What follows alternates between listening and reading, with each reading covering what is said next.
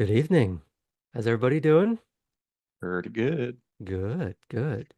Well, thank you all for joining for our first session of Vampire the Masquerade, Savannah by Knights. We're going to start with just a few little announcements and acknowledgements. First of which, to Aaron for letting us, rather specifically letting me do this on his stream, and he knows my dark brand of humor, and it's not for his Minecraft or his Christian Minecraft server. So, thanks, buddy. And D&D will be resuming next week with our Age of Myth campaign. For anyone that's new here, it's our pseudo proto ancient Greek romp around the Hellenic world as we try to ancient aliens our way through the world. Just you tune in. It's getting pretty wild. We're going to Sparta with some lesbians. It's a good time. That's just as you do. That's great. Now some important notes. This is a game, for those of you that don't know, that has some heavier themes. For some of you watching, it may get a little too much in places, and if you need to take a break or just go watch something else, we understand. It's not for everyone. But if at any point any of the players, after we've had many, many discussions, find something is a little against their comfort levels, they can always hold up their hand and say, I'm not happy with the scene, or can we fast forward to this, or can we edit it entirely, and we will work accordingly. While I try to treat VTM with a certain amount of enjoyment for the darker themes, I don't enjoy darkness as a story. I like it to punctuate what's there. I want people to enjoy themselves by letting things get a little dark here and there. Now, further acknowledgement is for Smoggles and KittyCrafto for doing so much technical work behind the scenes for this, specifically Smoggles for producing what you're seeing right now, and Kitty for doing a lot of the video promo and intro that you're about to see in a few minutes. So give them all the love. Kitty, if you don't mind putting your links in chat when you get a chance. Sure. And for anyone that wants to follow up on our announcements, knowing what stream is going to happen when, I suggest you look at our socials and find our Discord. I'll drop Discord in. Okay. One last little note, and this is a personal one for me. I've been puttering away at this silly little thing for literally over 5 years now. And I'm ecstatic that everyone is here. Sorry, you're going to deal with it now. There was a friend of mine that was meant to be in this campaign. Talitha. Some of you may know her as Spira. She unfortunately passed some time ago, but as a lifelong VTM nerd and obsessive over the concept of memento mori, it seems very appropriate that her character is living on as an NPC in this game that I hope you all at some point get to meet for one reason or another. And if it doesn't happen organically, I'm gonna make it. Because it's my game and I get to. So, unless there's anything else we need to cover tonight, folks, I think it's time we tell a fucking vampire story. Roll that clip.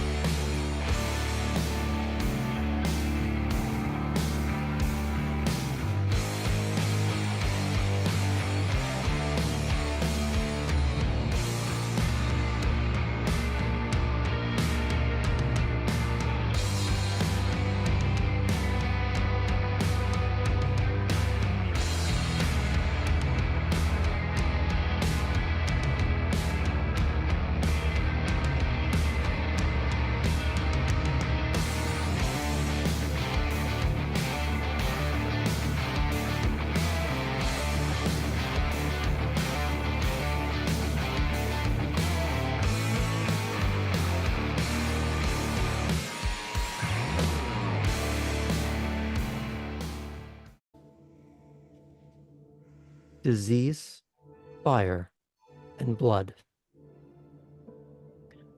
The unlucky Colony 13 that is Savannah, Georgia, should not exist.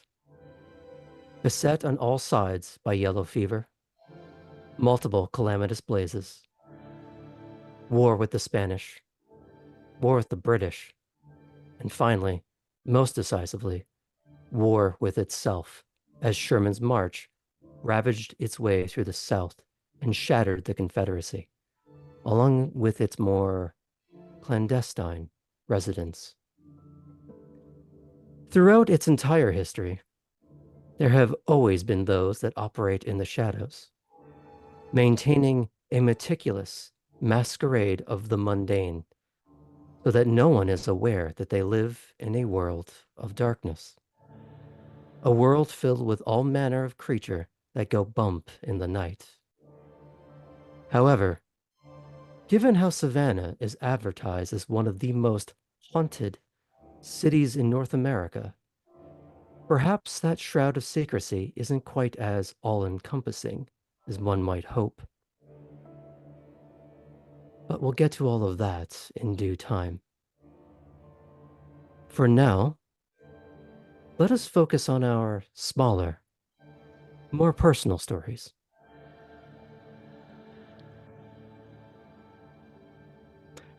Artem.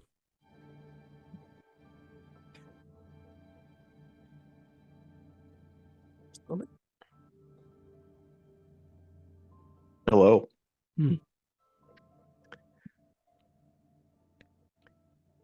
You've long since lost track of time in the darkness of the shipping container you were sealed into.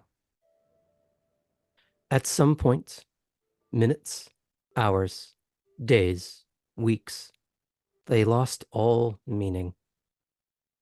As the last dregs of your ill-rationed blood bag ran out, and the depths of your hunger truly sank in, the corrugated steel walls began to close in. Your otherwise lifeless heart pounding, screaming in your own ears as that primal other self demands to be fed. As your insides rake and claw at the inside of your own ribcage, the world falls away. You don't know how long you drifted off. All you feel is an intense agony in the pit of your stomach, your hands feeling as though you've run them through a wood chipper. You come to consciousness as something finally changes. The harsh, deafening scrape of metal on metal as the door to your shipping container is wrenched open from the outside. The influx of fresh air, the wash of dim light. You can finally see why your hands are on fire. All around you, the steel walls are ravaged with thin yet ultimately ineffective rivulets of claw marks. Flecks of paint and metal shards stick under your fingernails. Both hands appear red and raw, as though they're missing several surface layers of skin. You see a shape silhouetted in the finely opened doorway, and you hear the beginnings of what sounds like Russian. And you're too weak to move. Before we get to how you react to this, can you describe your character for us? Sure. So, Artem is a fairly tall, fairly attractive Ukrainian man, brown hair, very short. He looks like a professional athlete, but that maybe spent a month not eating as much as he should have. Still very dangerous, and at this moment, probably a little bit feral. As you are too weak to really move and react to the situation,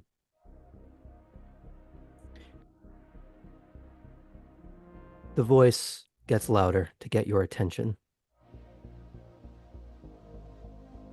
Yes, are you in there? It's knocking loudly on the steel. Can I talk? Weakly, but yes. Oh, who is it? I'm in here. Urus, go get the bag. The source of the voice walks closer towards you and crouches down. He's not physically examining you as much as visually. You see short cropped ash blonde hair and beard,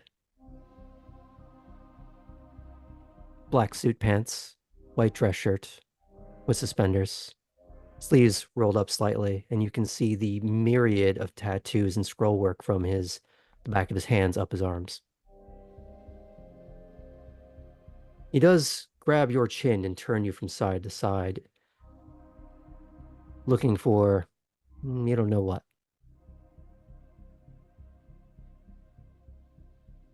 Where did you come from? If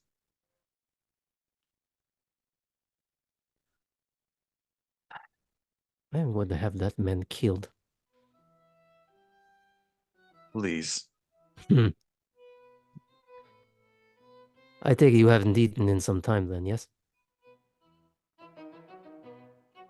If I give you something, you're not going to do anything stupid, are you? what would I do? Good answer. The other man, who just looks like a thick paving slab, brings in what looks like a cooler bag of some sort, opens it up. The man in front of you reaches in, takes out what you got before you were loaded in here looked ramshackle. It was barely more than a Ziploc bag. This is an actual, from a hospital, blood bag, complete with the sort of looping IV line, or as some people call it, a big old crazy straw.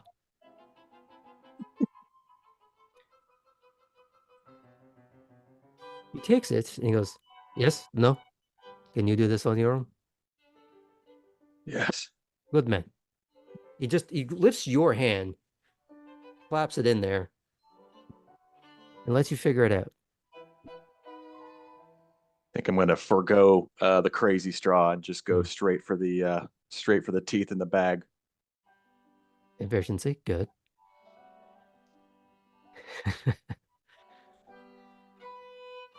Good plan. Gets to about halfway. Excuse me.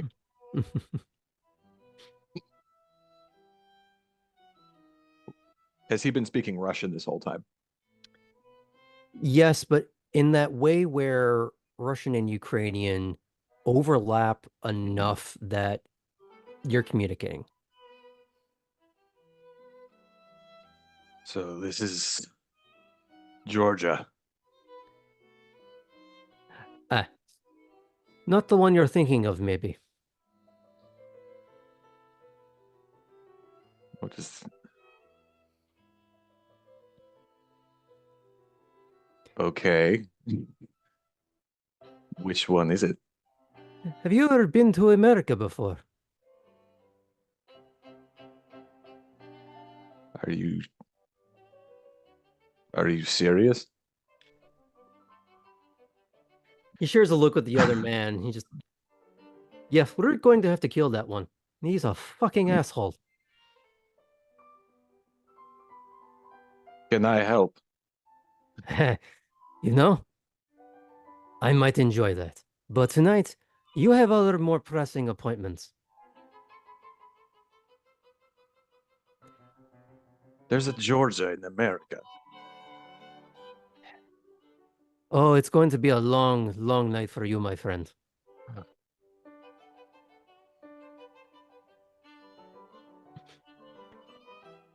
Is he kind of looks around.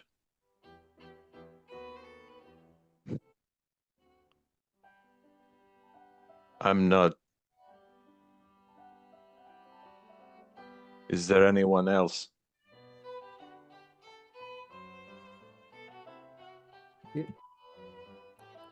The only one on my docket tonight was you. Were you supposed to be with someone? Yes.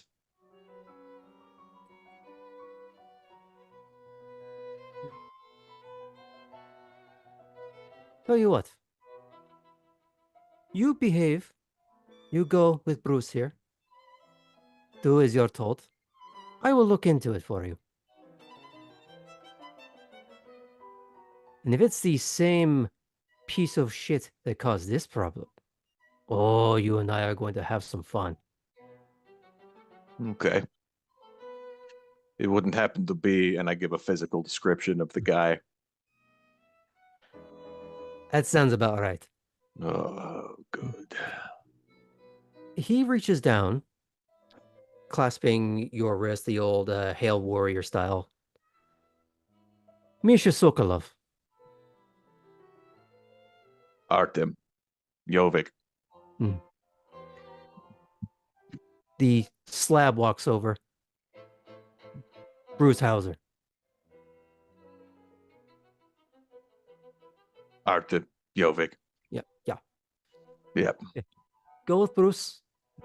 I have to make some other calls. And you are not my only appointment this evening.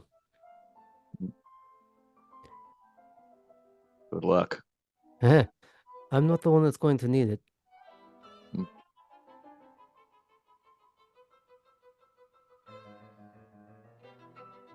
Bruce grabs your other hand, and you're like paper to him. You are lifted back onto your feet. And you're by no means a small guy.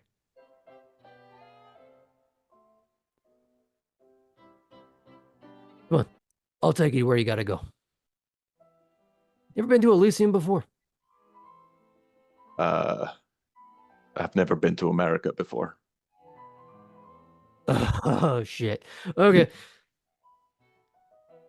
Off we go. And he's going to lead you to an older, kind of nondescript sedan. And unless you have any immediate thoughts to share, we're going to pan out to someone else. I do want to ask Bruce, Yes. how much of that did you understand?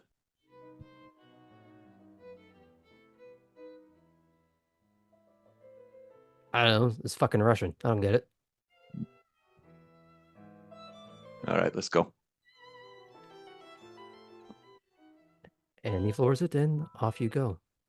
As you leave, you are exiting a large seaport, not unlike the one you left in, but in far better repair. As we fade out from you, we fade in on Cora.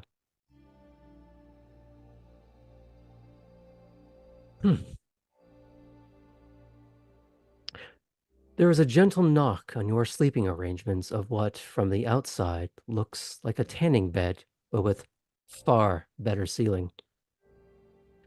We'll be touching down in Savannah in 30 minutes, Miss Violante, a polite and pleasant voice says, but otherwise leaves you be. Whenever you deign to leave the confines of your Airstream coffin behind, you're able to walk all the way up to the cockpit of the small private jet. As you do so, you see the expansive, lightless void of the ocean you've just crossed begin to finally give way to the burgeoning, dim lights of the historic seaport town that is about to be your new home. It isn't long before you're gently asked to take a seat as the jet takes its final approach of Savannah International Airport. As it touches down, there's barely any drama to speak of at all. The faintest of love taps is the only way you could describe how gracefully the jet touched down. Unlike flying commercial where you are told when and how and what with a polite, firm tone of hurry up and wait, These attendants are already starting to fetch some of your things for you, and the door is open to form that short staircase. Coming to a rest at a more secluded part of the tarmac, there's only one other small private plane a respectable distance away. Waiting for you is a medium high-end sedan of German make. Or is it? You blink and clear the jet lag out of your eyes to see a modern but understated Cadillac. Standing in front of it is a man with dark, shoulder-length, swept-back hair and narrow-rimmed glasses with a well-kept blazer. Would you like to describe Cora for us? Yes. Cora stands fairly short, but not remarkably so, with a pixie cut of platinum blonde, but like a silvery platinum. Her eyes are green, and her skin is pale, almost ghostly, but well cared for, if not for the permanent dark circles under her eyes. She would look quite healthy. She wears a cream suit with the sleeves rolled up, this blazer, and a top that cuts down in a V with a single button. It's understated, but altogether creates a vision of someone who looks almost like a ghost.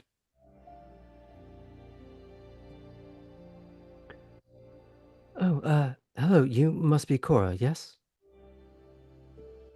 That's right, Cora Violante. Leland Aldridge. Pleasure to meet your acquaintance. Likewise. Your sire called ahead to arrange for a pickup. He did. That makes perfect sense. He was quite insistent. He typically is. Have you ever been to Elysium before? I can't say that I have, no. Oh, well then it pleases me to help you go to your first.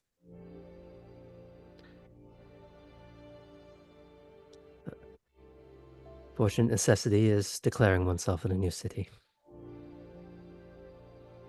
Right. I'm familiar with the practice. Well, if you like, you can ask a few questions while we drive. Could have your things loaded into the car.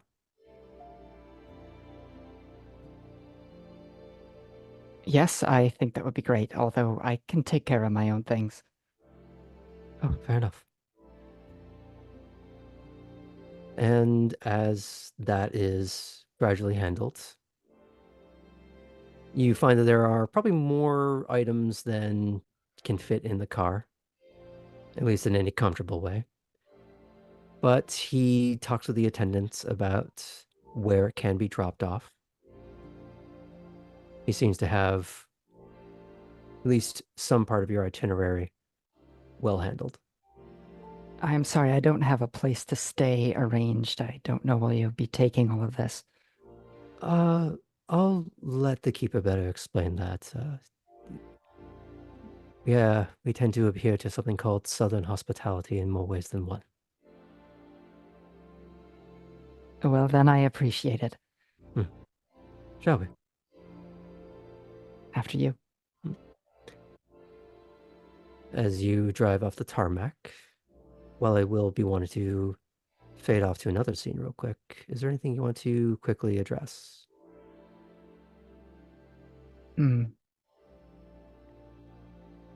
Cora's going to look in the side mirror of the car and say under her breath in Italian, "No turning back now." Lovely. As we fade off to the next one. Kate.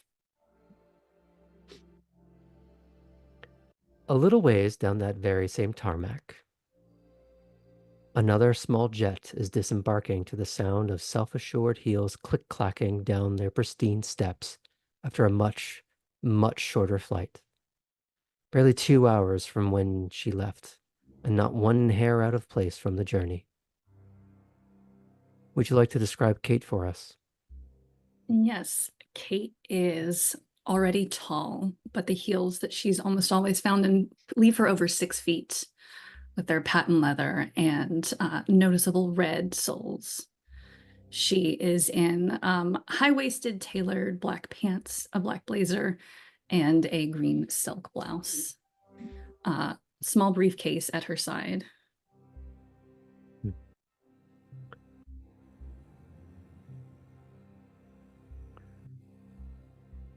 Before her is that same man with the tattooed hands, cropped beard, though now probably wearing a black suit jacket to complement the slacks he was wearing earlier. None of his prior Russian accent makes an appearance as he speaks. Welcome to Savannah, Miss Fulton. Thank Misha you. Sokolov. Nice to meet you, Mr. Sokolov. How was your flight? Quick.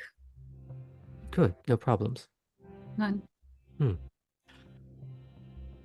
you have any questions before we get underway? I think most of my things were sent ahead to my home. As I understand it, yes, that has been arranged. I have seen to many of the details, though there are others that were filtered down to them. But I will check in the meantime. Thank you. Have you been told where Elysium is yet? Have I, storyteller? You know you're going to have to go to it, but I don't think the details were given to you. Not the specifics, but the fact that I do have to go is I'm well aware of. We'll sort that out immediately. I will take you there myself personally. Do you have any dietary requirements we need to meet before we go? I ate before I came, so I should be good for at least a little while. Good. Well, let's get underway then. It's going to be a long night. And as you get into that car and begin speeding off, unless you have anything else you want to add.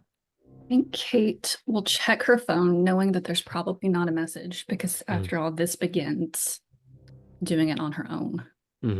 But she can't help but look just in case.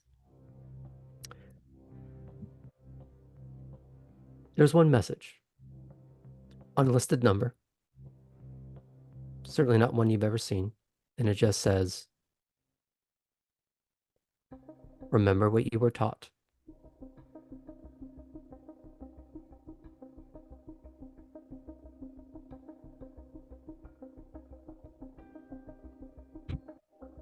Max.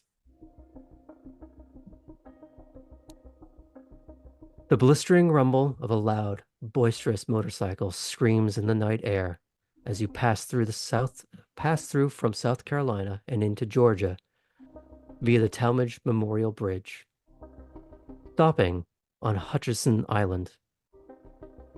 You were told to drive off the main road and look for the stereotypical burning garbage can and loud music of a trashy bush party. It's not hard to find. You saw the distant glow from the bridge as you crossed the water. Veering off northwest from the junction as you hit the island, the bike grumbling as you kick up dirt, venturing towards the shoreline. You see the array of haphazardly parked muscle bikes, both classic and new. Raucous heavy metal playing on someone's face-cracked older smartphone, the clinking of beer bottles, rowdy shoving and laughter. You know you've found the rabble you were looking for. Would you like to describe Max for us?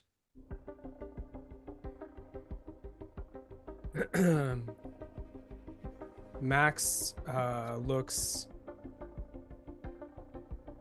looks like he's lived his entire life on the road.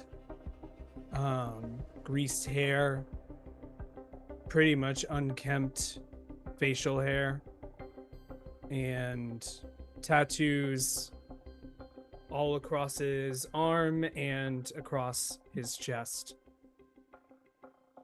He's the type of person who you don't want to accidentally make eye contact with, and looks pretty quick to anger. Mm-hmm. As you see this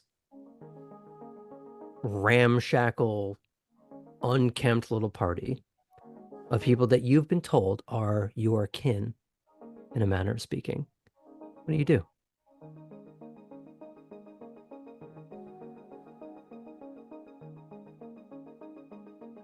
Stroll on up. Mm-hmm. See one of them with a beer bottle, and just look over, say, "Got another?" They were all starting to turn to you as the bike rolled up. Some with more attention than others, but clearly at least paying attention. They all kind of look at you like, who's this asshole? I And look you out to oh, find out who's the one in charge Mm. of them. They all actually do start to look gradually in one person's direction, and maybe not the one you might expect. A woman around 5'7", 5'8". Long, dirty blonde hair, but pulled back tight, almost like it's been greased back. Leather jacket, leather pants, in a rougher state than maybe most would find photogenic.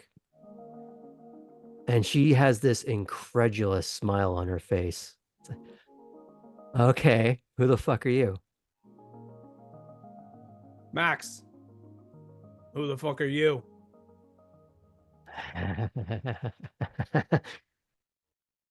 Jolene. If you know to come look for us, you need to come look for me. And the only people that come off of that bridge looking for us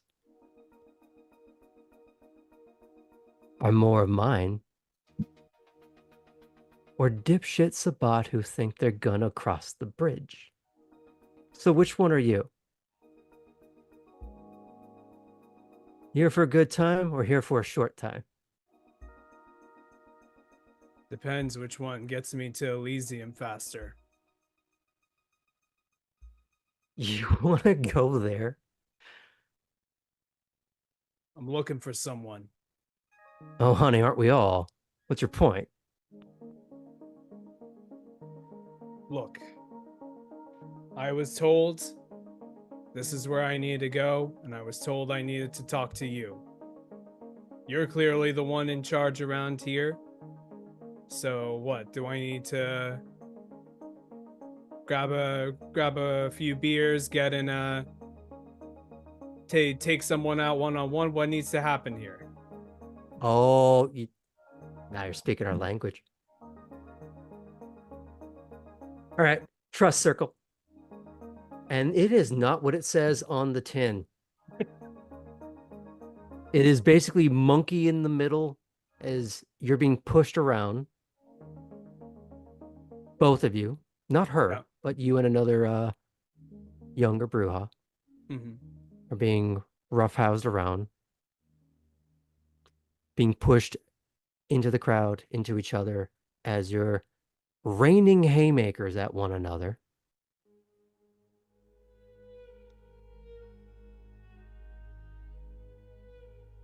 After a while of you simply not being dropped to your knees like some dipshit who doesn't know his ass from a hole in the ground, she breaks it up. Oh, look at that. Buddy doesn't have a glass jaw.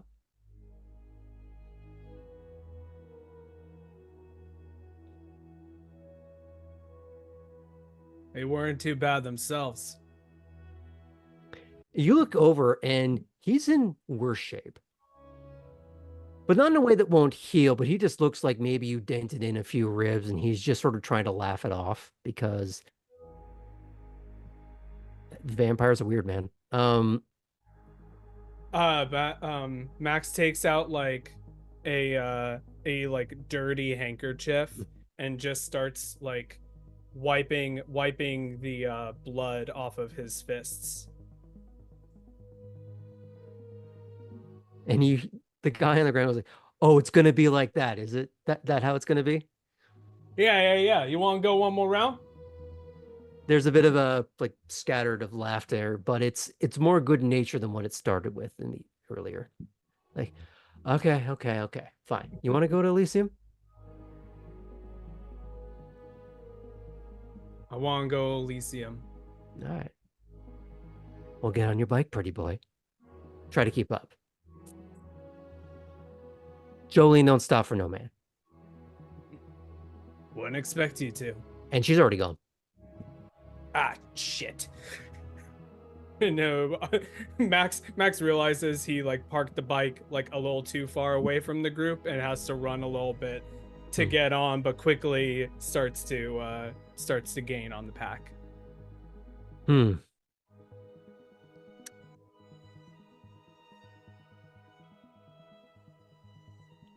Poppy.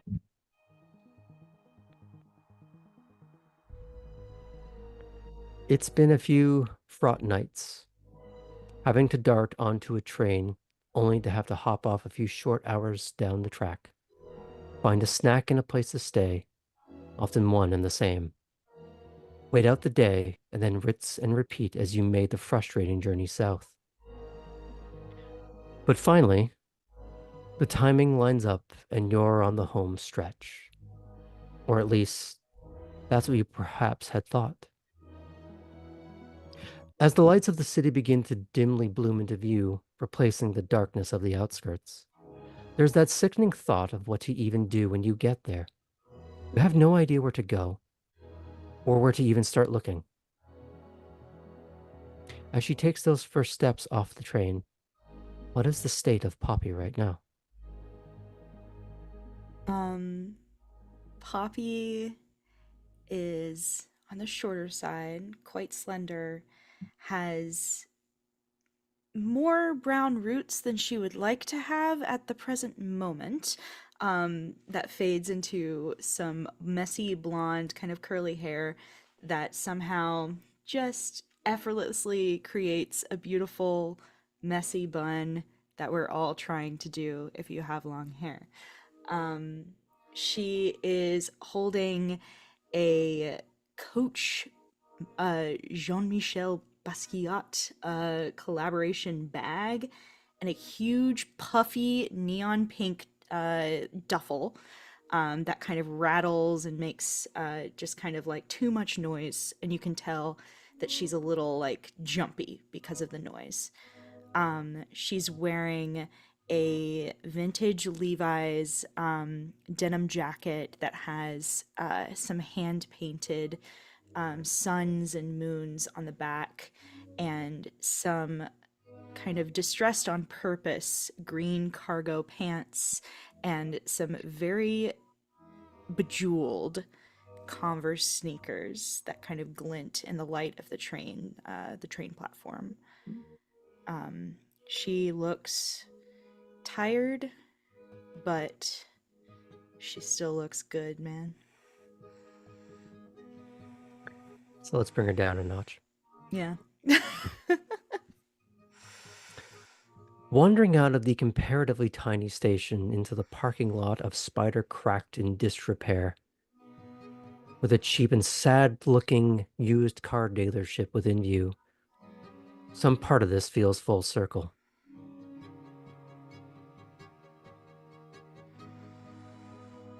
She will. Go ahead. No, she's just going to try her best to keep towards civilization, whatever that looks like at this moment. Mm-hmm. Yeah, just try to find people, I think. You don't and make it very far through the parking lot. If nothing else, because perhaps the desolation is so oppressive that there's just nowhere to go, really. It's hard to even find where to start. A dark, late-model Honda sedan rolls up to where you're standing. The window rolls down, revealing a man in his very early 40s with short hair and a 1,000-yard stare. You look like you could use a ride, Miss Stewart. Who are you? Another member of the nightlife. Great to meet you. Mm-hmm. And she'll kind of clamber into the seat. You see a little rideshare sticker on the side of the car or on the window. Side Clearly hustle or? Maybe we'll talk about that another time. Sure. Would love it. As he starts to drive, he looks up at you briefly through the rearview mirror. Do you know where you're going and why? And as he asks the question, he is not aimlessly driving. He's clearly going in a direction.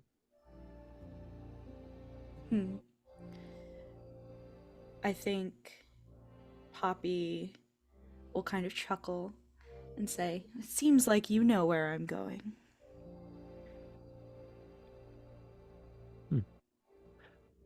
I like to think that I help get people to where they're going, even if they don't know that's where they should be. That's beautiful. Thank you. Don't thank me yet.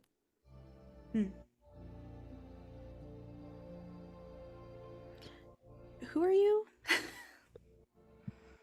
He reaches back to tap the rear of the seat where you can see the actual name written on the back, and it just says driver 0616.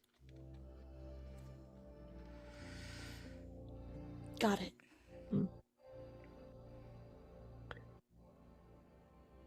Now, unless you have any further questions or commentary, can we fade out from here? Okay. Yeah. Last but certainly not least, Tabitha.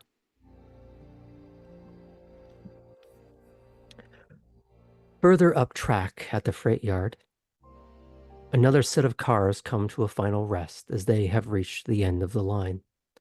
And so too has Tabby.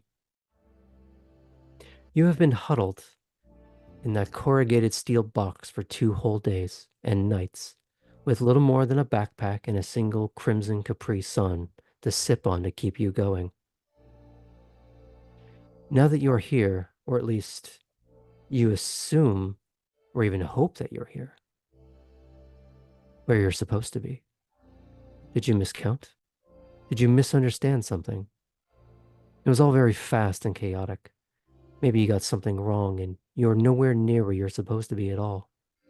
2 days from where you left could put you damn near halfway across the country in the wrong direction. As this dread perhaps begins to set in, a sonorous knock interrupts that, well, train of thought. Hey! Hey!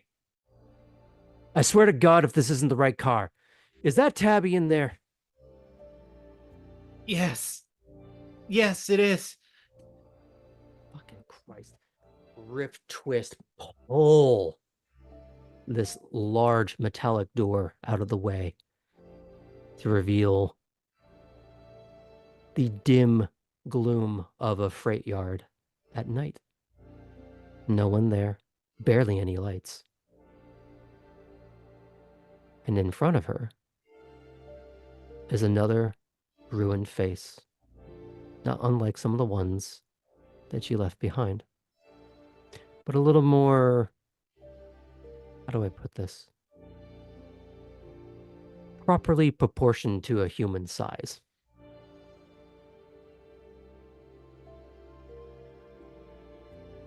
You good? No. Surprisingly still on my feet.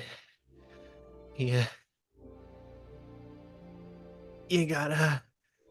She searches into her pockets and pulls out the now very crumbled juice box. You got any more of this? Yeah, in the car. Come on. Thank you. He slams the door shut with no effort at all. It's basically a hand wave. And he brings you to some... The only way I could really describe it is Hillfolk two-tone. It's just rust and primer. And he reaches behind him once you're in the car and puts this little cooler that clearly has seen better days, was probably stolen or reclaimed from a scrapyard somewhere. He lifts it open, and you do see some ice packs and, maybe despite appearances, actual pairs of blood bags.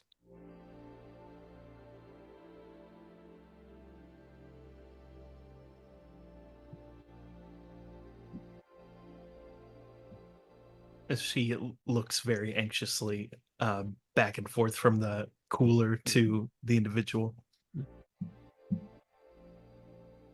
Okay, we're going to try this real quick, okay? Because we don't got a lot of time. He points at you. Tabby. Baxter. Baxter. Hi. Blood. Tabby, get blood. We have Oh to my get god. there.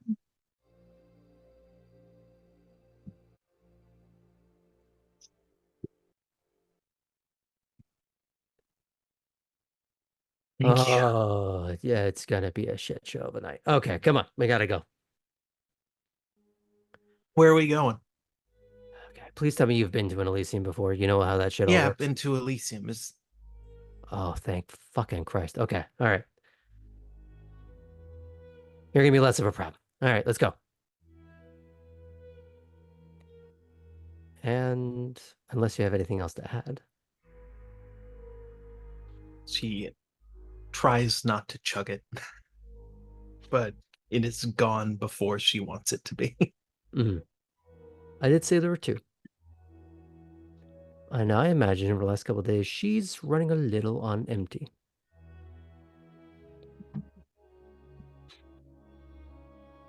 Now,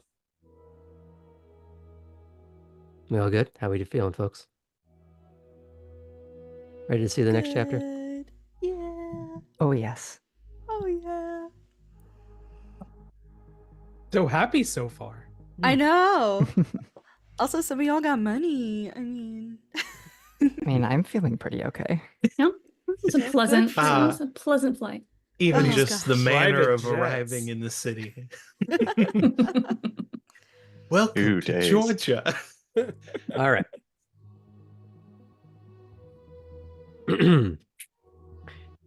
Each of you weave through town in your various modes and means. But no matter how you get there, you all arrive at the guarded wrought iron gates of the Wormslow estate.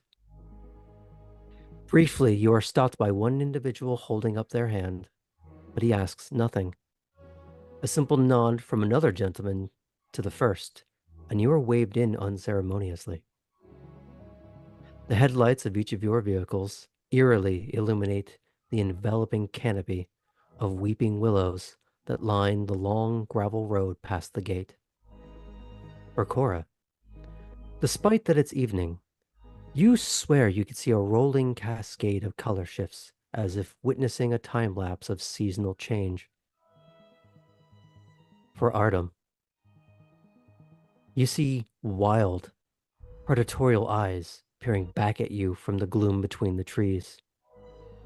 Or perhaps your mind's playing tricks on you.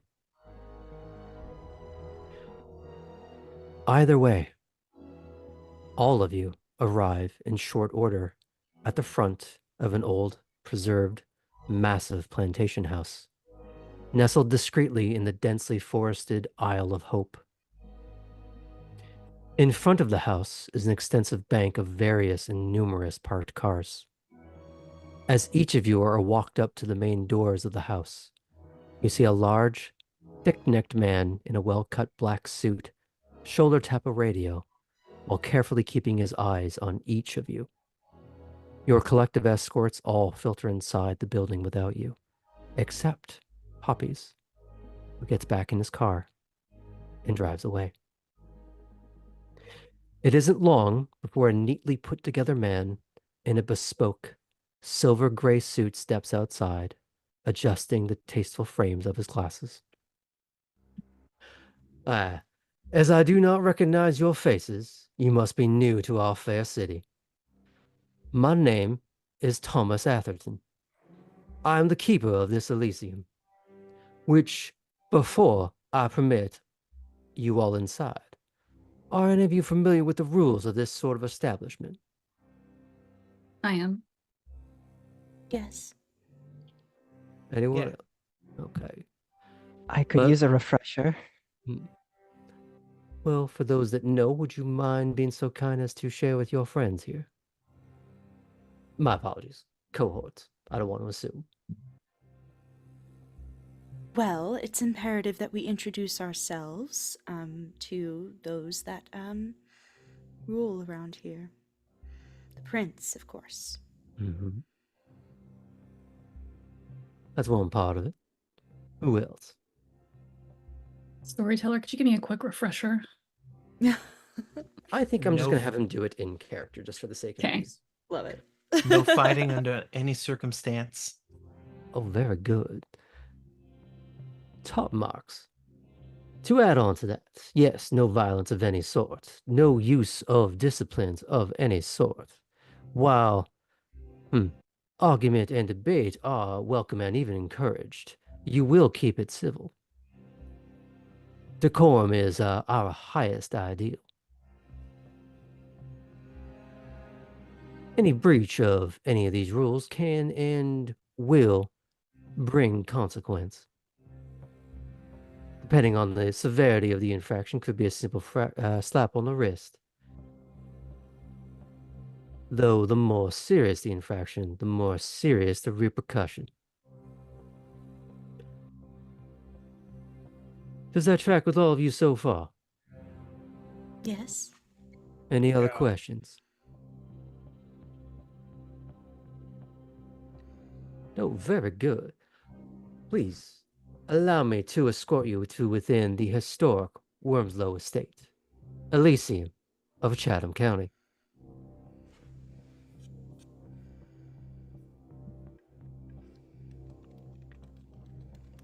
The oversized plantation exterior belies the elegance of the diligently maintained dark wooden floors, high vaulted ceilings, crown moldings.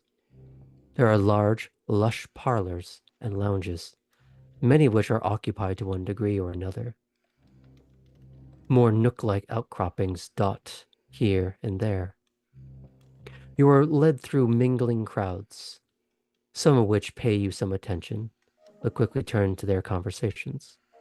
Others ignore you entirely, as they were just another group of people in an already bustling social scene. Others still refuse to take their eyes off of you. You were all brought to an already occupied lounge off to the side of the main hall, where the bulk of the attendees seemed to be congregated. Mr. Atherton addresses the occupants of this little lounge. I do so apologize, but this space is required for a special circumstance. If you allow me a moment, I would be happy to show you to another that I think you would enjoy even more. There's a bit of begrudging acquiescence before he gets you all seated. If you would excuse me, I'm going to go make introductions on your behalf. I would ask that none of you leave this space until you are called upon. If any of you require some refreshment, tell me now, and I can have that brought to you in the meantime. Has Tabby run out of her juice boxes? Oh, The drive would have been long enough that you're making like the annoying sucking on like ice sound at this point. Even before you got out of the car. Yes, please. That's one. Who else? Yes, please. Are there any special dietary requirements that we have to be aware of?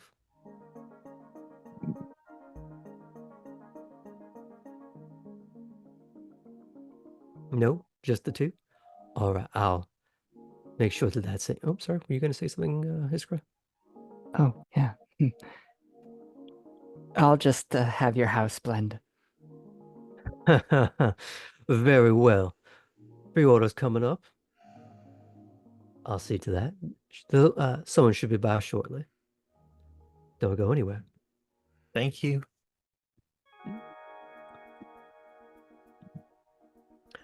Authentic plush button-back leather couches and chairs, all angled so that they face out in the main room, especially towards the slightly elevated space at the presumed focal point of the room at the rear wall of the building. The spot is only raised less than 2 feet above the rest of the room, a simple riser platform wide enough for a few people to perhaps present from. However, at the moment, there is a simple wooden chair that looks like it was lifted from a dining room rather than anything too regal. Sitting upon it is, well, perhaps for many of you, a new concept. But before I describe that, would you like to talk to each other? Yes, Now, please. above the table, I will say there are going to be more formal introductions made in a few moments, so you don't have to get into all the nitty-gritty of things. Leave something to say to the prince in a moment. But please. Hi, everyone. Hi. I'm Poppy. It's nice to meet you all. Abby. Nice to meet you. Max. Cora. Like,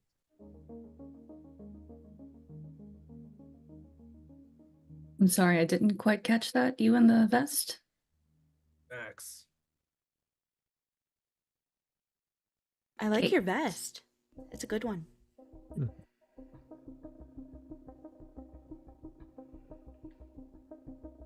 and Tabby just kind of shrinks and like hunches up in the awkwardness of this initial introduction.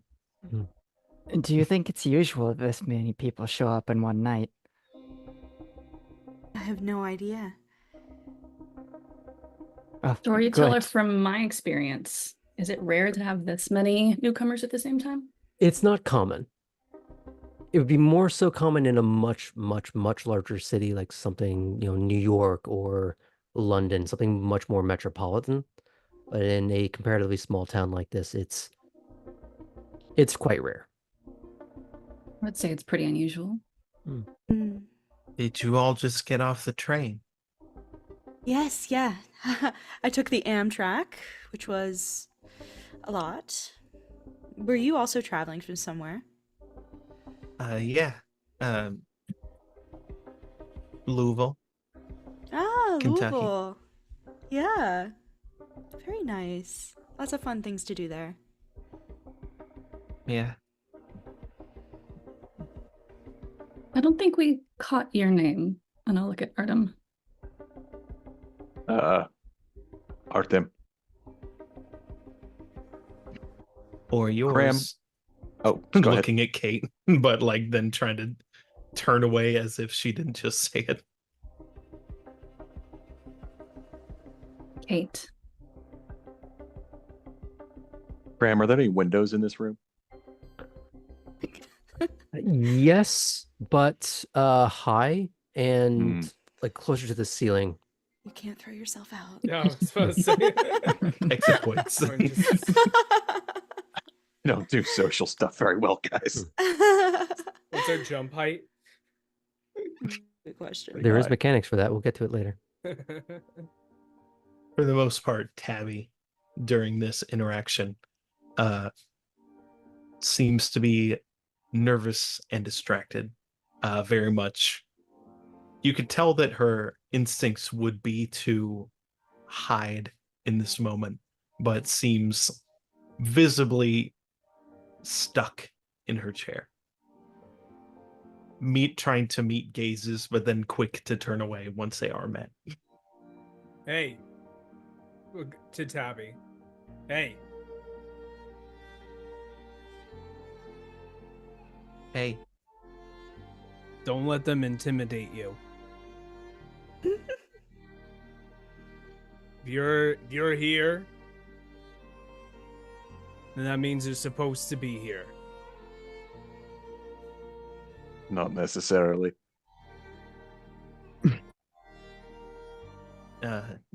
Thanks. That mean? I'm just saying.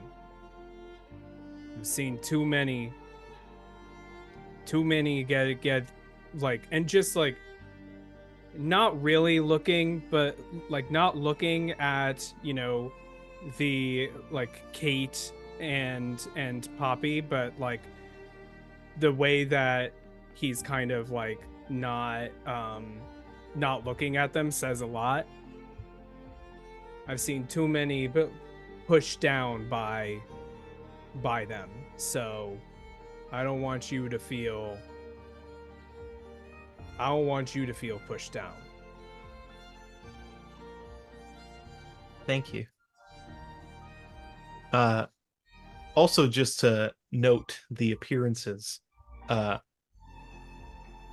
Tabby looks like someone took a person, scratched him out, crumbled him up, threw him against a wall, and then was like, "Oh wait, I need that," and then try to straighten it out on a table.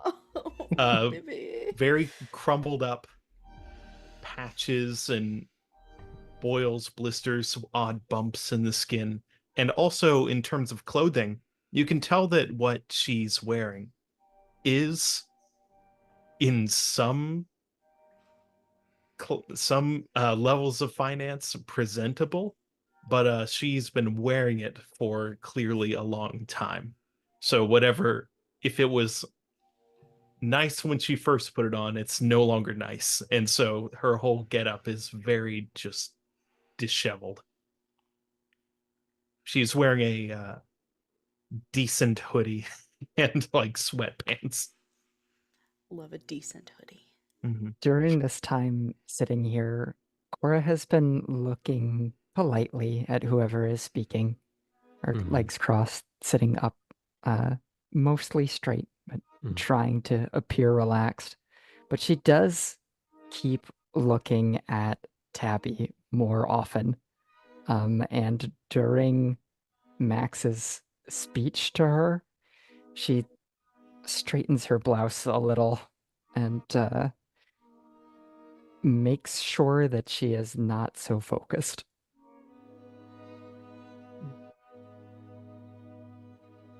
You all do see in, I imagine it's decently well lit in here, kind of poking through the left and right side of her hoodie, they would be nice elf ears, but being a Nosferatu, they're kind of just like, ugh. Like it's not the nice ends, it's like the sides or something. And so you notice that the tips of them have turned somewhat pink as she kind of rewraps herself, but does seem to smile a little bit, certainly after Mike's pep talk. I think Poppy will turn to Max afterwards and say, "Oh, so have you been to many locales such as this?" Yeah, I've been around. I love it. Whereabouts? Traveled down the East Coast. Beast Coast. I just came from New Haven. That's what they say up there. It's the Beast Coast. Storyteller, would I have recognized Max? Many presentations past? No. Okay. There's a lot of East Coast, so Mm-hmm. True.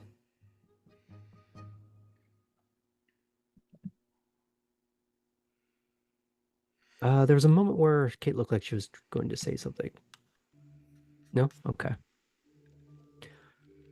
So as you're getting to the awkward chatter with each other,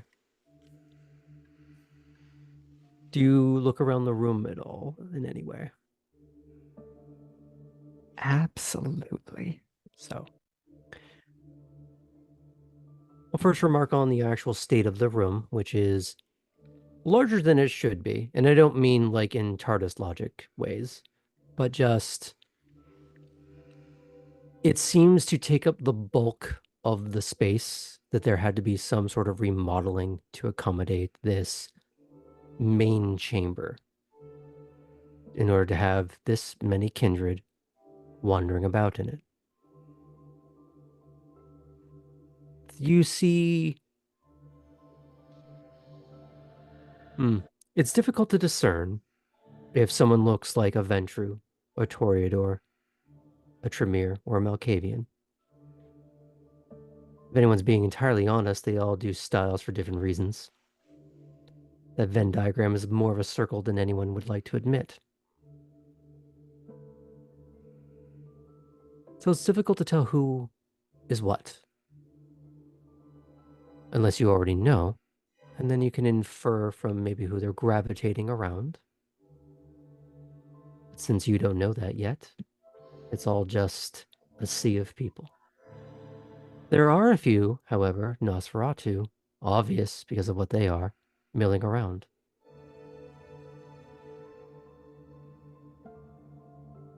You see one wearing a more collarless leather jacket, removed from much of the proceedings, talking with a few people. But he seems to do so with a bit of authority and gravitas. When you say one, do you mean vampire or do you mean Nosferatu? Nosferatu. Apologies. We are vampires. Nah. You see several pockets of people almost holding mini court. People that maybe are sharing stories and gossip. Or some of you might recognize that clique culture all too well. I think from second, Kate, it's strange not being out there.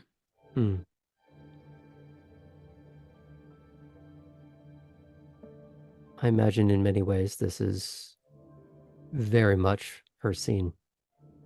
Maybe not exactly, but enough to at least know how to work with it, to expand.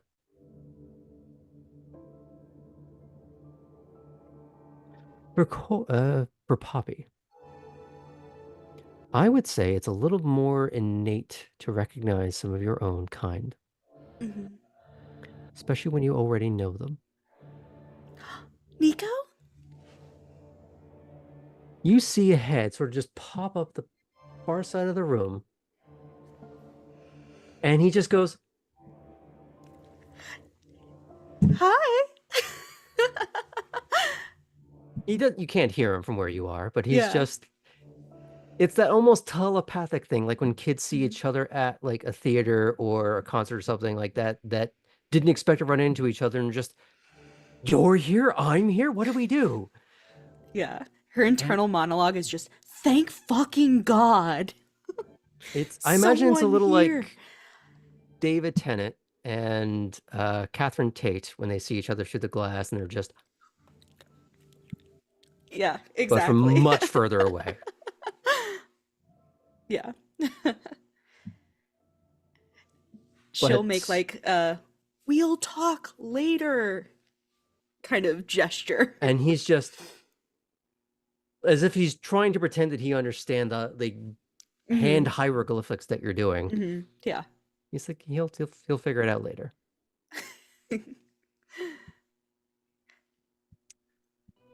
Oh, that's a friend of mine that I met a long time ago at this point. Oh, you all saw that display, by the way. If you wanted to react to that. Were we the persons in that same Doctor Who scene just going? Yep. Oh, I'm sorry. Are we interrupting? Yeah. No one else was talking. During all the interlude and such, the refreshments are brought. Now, for those of you that had received blood bags from your respective rides, these are more like proper wine glasses with a little bit of the good claret poured in.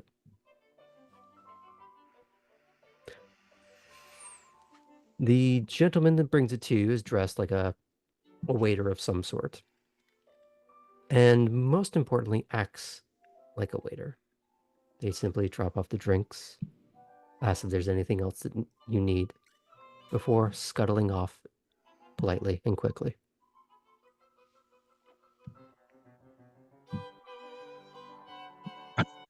Artem is looking at his glass incredulously, not quite sure what to make this development.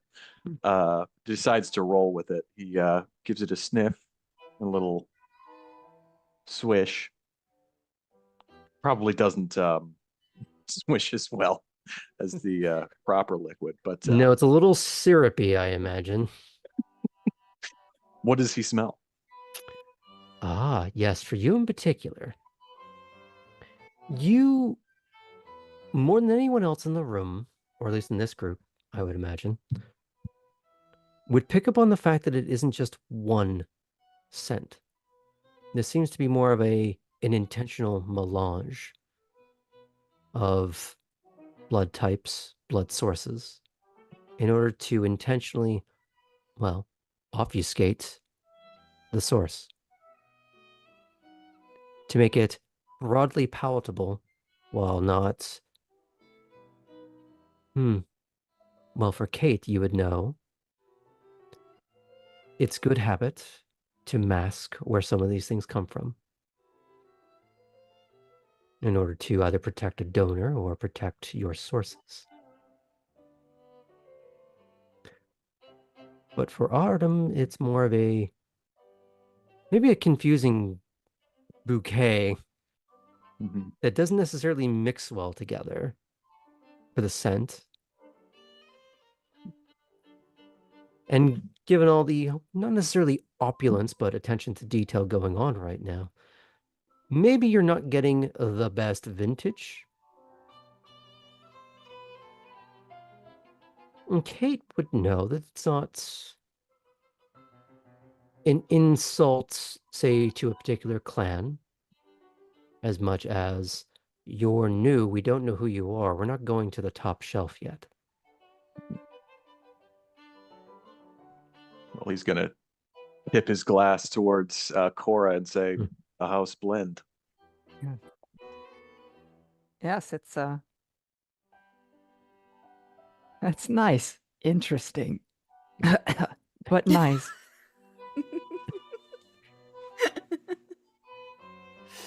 And really, I'm sure we're going to be seeing a lot of each other, so to friendly faces. Here. For Cora,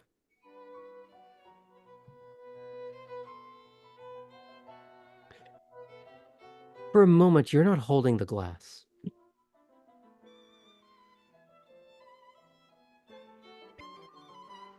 You're holding a familiar arm.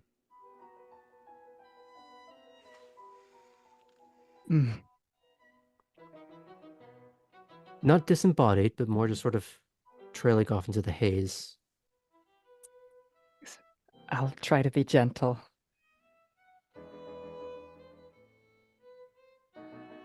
Do we hear her say that? Do they hear you say that? Yeah, absolutely. Hmm. But in German. I Ah, good. love that. Yes. Spacing off and saying something in German has never worried anyone. Das Vidanya. That's Russian. That's Russian. I don't know. Leave me alone. I didn't Question. study. Tabby tries to respond in Russian. Hmm. Graham, is there any chance that Poppy would have picked up a little bit of German? Not enough to be No. useful here. Okay. Cool. As in this slight reverie, when you go to take your drink, expecting sensation of flesh, fresh warmth as you steal someone else's blush, you're once again sipping the glass.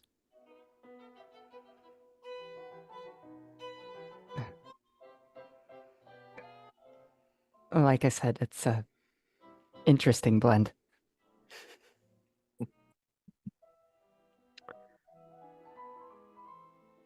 So, are you from Germany then? Or do I even understand that that's German? I would say it's not very difficult to discern certain languages. Yeah, You wouldn't know what they're saying, but you're like, that's German. yeah. So you from Germany then? I lived there for many years. Well, yes, and I guess I should say. I lived Huh. there and then I lived there. Oh, Oh. yes. Before and after. Hmm.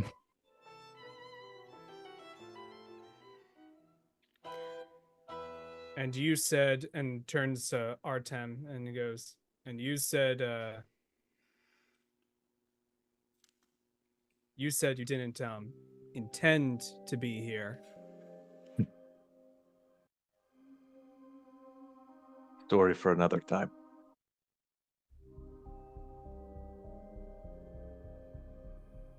Great.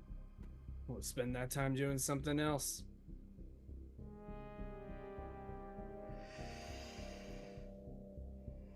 Well, do any of you have any other little questions or probes you want to try in this moment? Poppy's watching Kate out of the corner of her eye and clocking the shoes, clocking the outfit, all of the just cool stuff she's got going on. But she's trying to keep it discreet. Kate is observing everything. Hmm. You know what? Just for shits and grins, let's make this our first roll of the night. Oh, Hey! First roll, Oh my first God, yeah. roll, This is only like first my roll. third or fourth roll ever. She's Well- wearing Louboutins. This is going to be for Poppy Okay. to see if you can be doing this discreetly. For Kate, you get to roll an opposing roll. And we're just going to treat this as a simple who gets more successes. Got it. So for Poppy, you're going to be rolling. Oh, actually, there's a good argument that can be made for a few things here. Your stealth. Mhm. Because you're already seeing it, so you're not looking for, well, looking. This is more the Yeah. can you hide that you're looking. Right. So, in your mind, is this more dexterity-based stealth? Is this more manipulation? That you're trying to manipulate with your body language to suggest that you're not looking in that way when you really are. It's definitely more manipulation. Okay. Yeah. So it's however many dice you have in manipulation. Uh-oh. Who would we lose? Oh, Artem, no. don't turn your Artem. camera off. Don't turn your camera off. Turn your camera back on. We do. We become out of whack. We Oh, turn into no. Nosferatu. I'm gonna It's Not message so him. bad. Mm. Oh my gosh, gonna I'm message I'm about gonna to use him. become this so very derpy. brief interlude to toss 2 controllers at Greg. Go Oh. for it. Well, as we're modern art. Mm. I love it. Or you're at least tiling everything into some semblance of order, or I'm working on that right now. Baby, Okay. come back. Good. A good moment to hydrate, get a snacky snack, bother a cat, pet a dog, take a lap, do a push-up. Oh yeah, yeah. Well, it's also the moment. Hmm. The moment he comes back, I'll have to redo it. Yeah. Yes, Winter Cameron, it's totally that vibe. We're in one of those puzzles where you can't Absolutely. remove the pieces, you just have to You kind of just have like to swish shuffle them them. Yeah, around. this is actually the game. There he is. There we go. Huzzah! Sorry about that. No, it's okay. Just you can go off. Just don't turn off your camera because it messes Gotcha. with the whole stream. Sorry about All good. Okay, so dice. For those of you who are new to this system, we don't use d20s, we use d10s.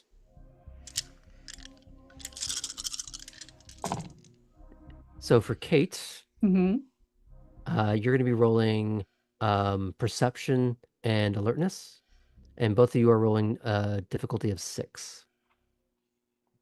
So anything that is a 6 or higher is a success. And let me know if you get any 1s. 2 successes. 2 successes. You didn't get any 1s? Nope. Did you get any 10s? No. Okay, so that's 2. 6 successes, but 2 ones. Okay, Oh so my down to God. 4. Were any of them 10s? No. Okay. They would have subtracted from the 10s, but good to know. Mm-hmm. So you are able to hide. So you are itemizing our personal catalog. Yeah. A And I definitely want to note if she has like a bag, like in the briefcase, if there's like an outer pocket on it. If I see that, just in case. I wouldn't think so. It's pretty like minimalist. Okay. Does your blazer have pockets?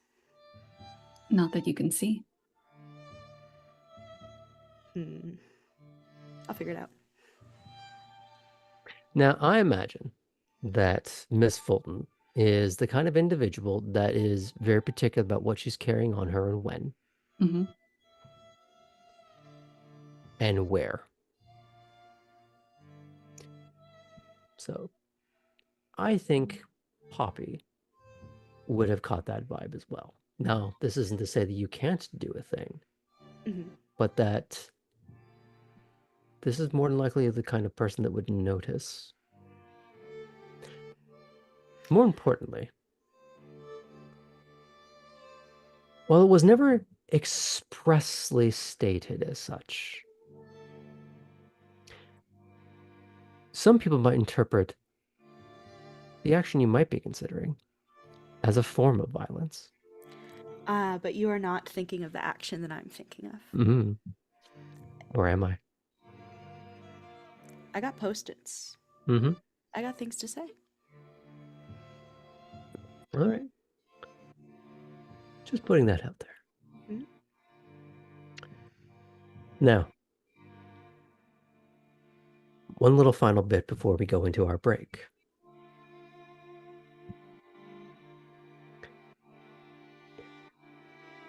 As the conversation ebbs and flows and you begin to look towards the little raised platform again, you see a man that's been sitting there this entire time.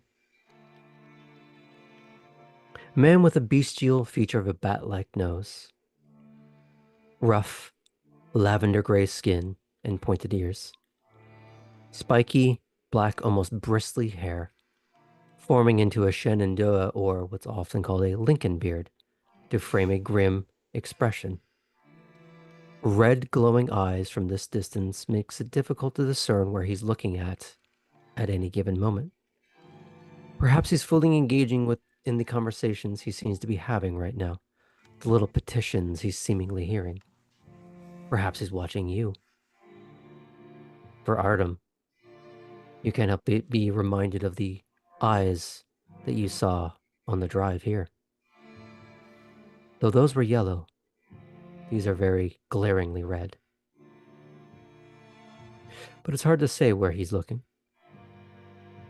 Perhaps for some of you, the real standout is this monstrous presentation wearing an immaculate suit, waistcoat, and a pressed white shirt buttoned all the way up.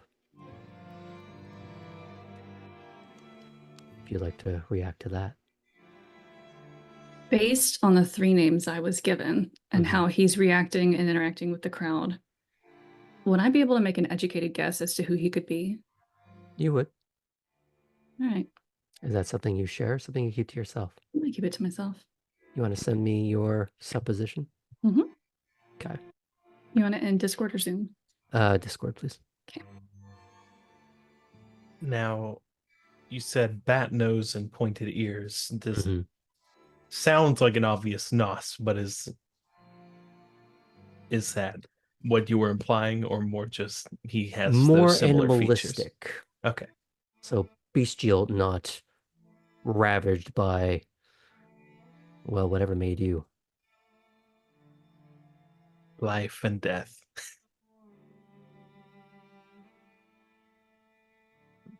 Heard. Do any of you have any thoughts or reactions to this? Try not to stare.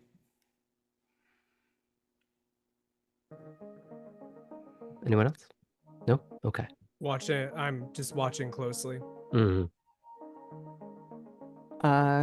Cora's gonna lean over towards Max and say, "You said you've done a few introductions. Are there any do's or don'ts?"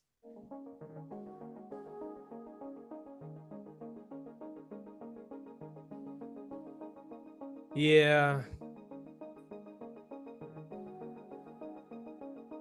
Apparently, no matter how punchable the face is, you're not supposed to punch it. I don't think I'm in any danger of that. But noted. Hmm.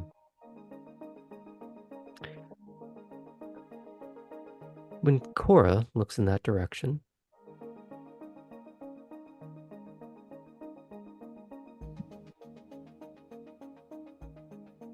for a moment, you do not see what everyone else sees. The same clothing, same posture and presentation, same facial hairstyle. But you see a man, not the beast in a suit. But when you blink, or when you look to see if anyone else catches, you see what everyone else sees again.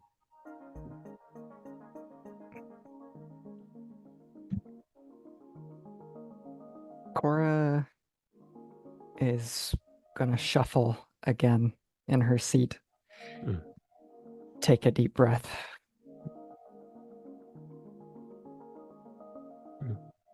You all right, Cora? New situation. Jitters. You seem at home, though. It's not Haven't my moved a first muscle. Elysium.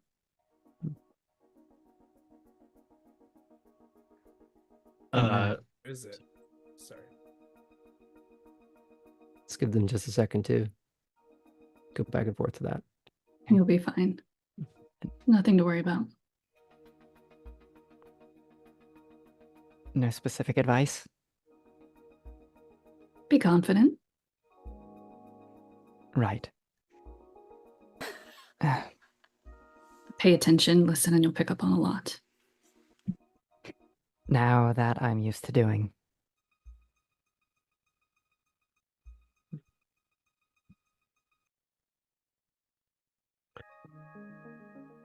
Very quickly, Poppy. Mm-hmm. Roll me Dex and Stealth. Okay. We're gonna go with the DC of 7.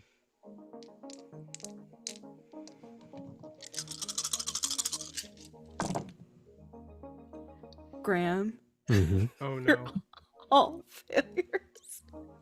Did you? Okay, I have to ask this question. Yeah.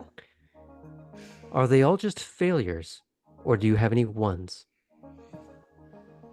I have The thing is, I got the VTM dice that don't have the The skull, The I think, is a thing. 1. Oh, no skulls, no skulls. We're good.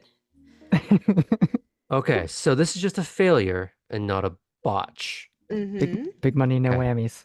We're gonna talk about getting you some different dice then, though, because those are a little jank. I will move to the just normal D10s Yeah. then. Yeah, I have those too. I just wanted to. Because they don't really work that smoothly with this system. So Yeah, it's okay. I have D10s. We're gonna use those instead next time. But for the story, let's mess this up. So luckily it's not a botch, or else this would go very, very differently. Mm-hmm.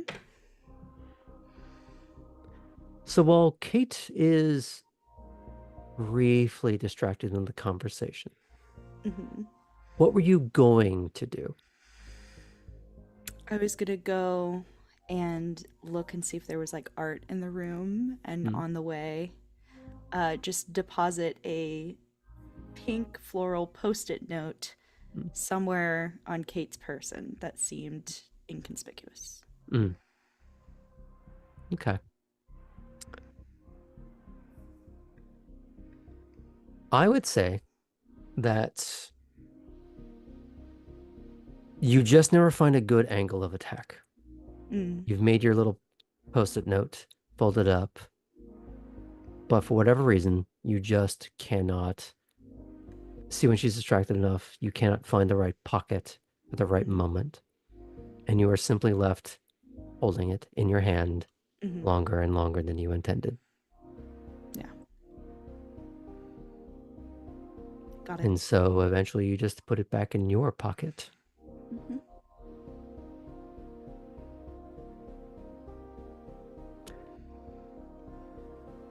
Before we get into our next chapter of this, I think now would be a good time to take a short break. Aw. I did say a short break.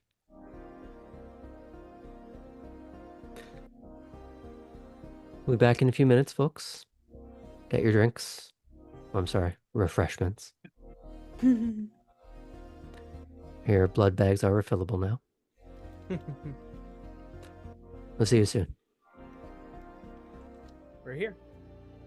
Welcome back. We resume with this quiet interlude in the Elysium of Savannah, as they are chattering and making little observations and making a little attempts at planting things on each other. Haha. It's fine. I did say attempt. There are some things that a few of you specifically would notice more than anything else. Poppy and Kate, you'd be very keen to notice the types of individuals that are not part of the social scene. The turtleneck and suit jacket type,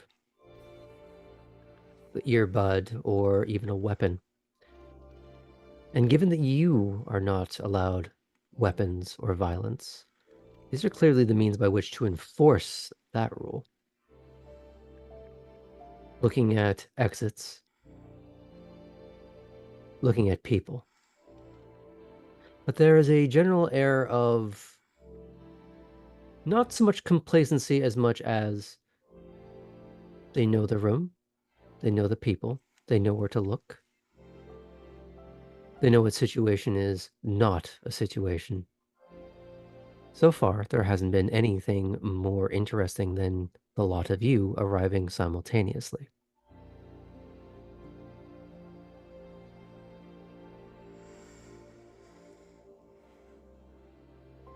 There was...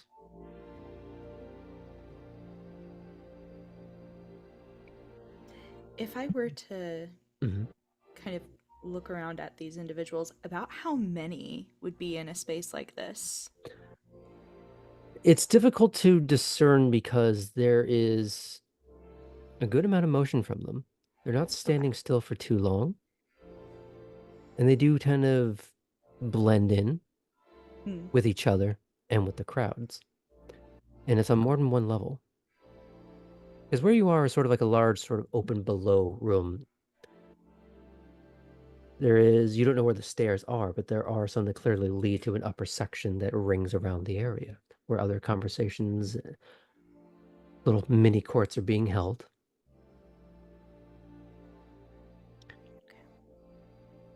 For Kate, this would be a very familiar visual.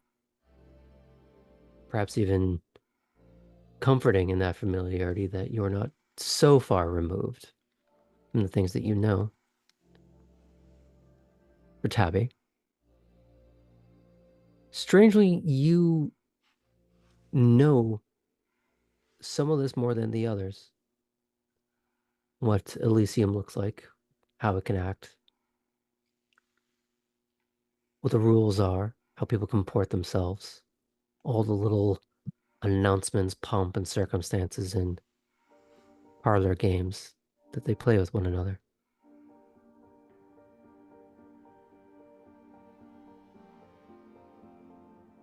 For Artem,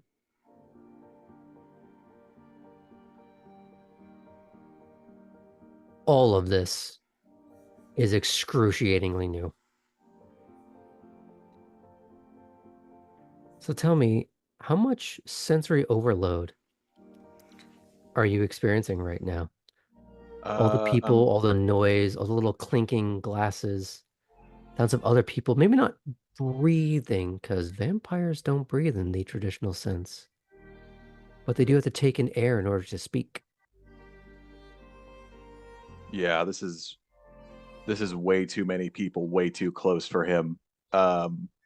Is there perhaps a role associated with this? No, it's just Okay.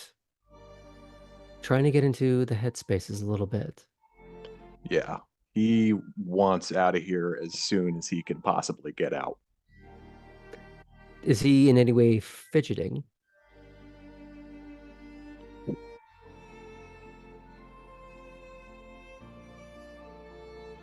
No, but he's looking towards the exit. He was looking for windows. Now he's looking for ways out.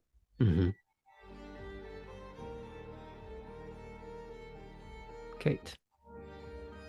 Based on where and who security's looking at, based on how the social circles are operating and interacting with each other, would I be able to pick up on someone I might think could be the prince yet? Not yet.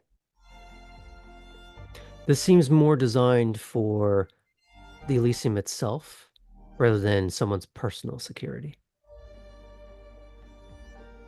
which you would recognize more than anyone else what that looks like.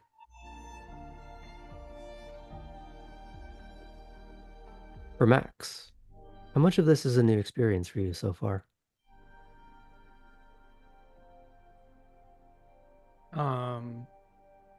I think this might be the first time that he's encountered this many new folks at once.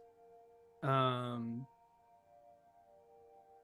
usually he doesn't have to be in close proximity, especially if they don't have the information he needs at the time.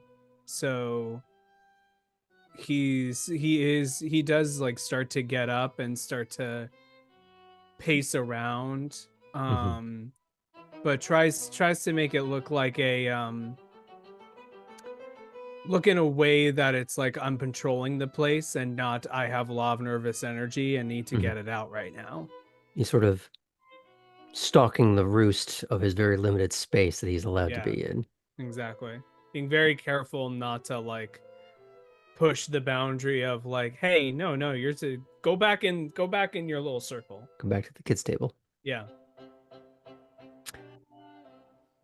Now, I would everyone to have a chance to react to that if they want to. But first, how is Cora feeling about this entire place? What she's seen and what she's seen. Well, there's a couple of different reactions then. Functions like this weren't really for her. She met with important people, people with money, but it was smaller settings. This is new. This is a little different. And she can't help but wonder how it would have gone back home, since that opportunity was not afforded to her for her own safety or for other reasons. But in terms of what else she's seen, the frequency is disconcerting to her. She thought maybe getting farther away would help slow things down, but so far it doesn't feel like that. She's trying to keep it together, but these little human ticks that she's still carrying, showing her unease, that deep breath she took earlier, she finds herself falling back on them.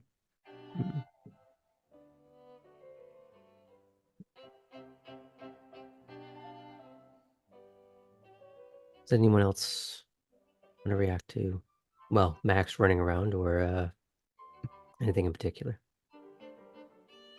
Poppy will try to like make eye contact. She's trying so hard. Make eye contact with anyone who like sees him moving around and just kind of try to share a quizzical look with anyone. Cora will acknowledge Okay, Poppy. Great. Poppy's heart grows 3 sizes that day. Max, you're making me a little bit nervous there. As far as I understand it, we don't need to use the restroom anymore, so I don't think you need to. The bathroom dance, yes. That's funny. Excuse me if I'm just scoping out who else is here and making sure that we're not being led into some sort of trap. Is there a reason we should be concerned? I don't know. Experienced one, is there a reason we should be concerned? Be a poor breach of hospitality if this was a trap. True. And this is Savannah. They do take it very seriously around here. You think something will happen? She's clearly like not looking at anyone but Max with that question. Max makes a show of like looking around. He goes, no, I guess not.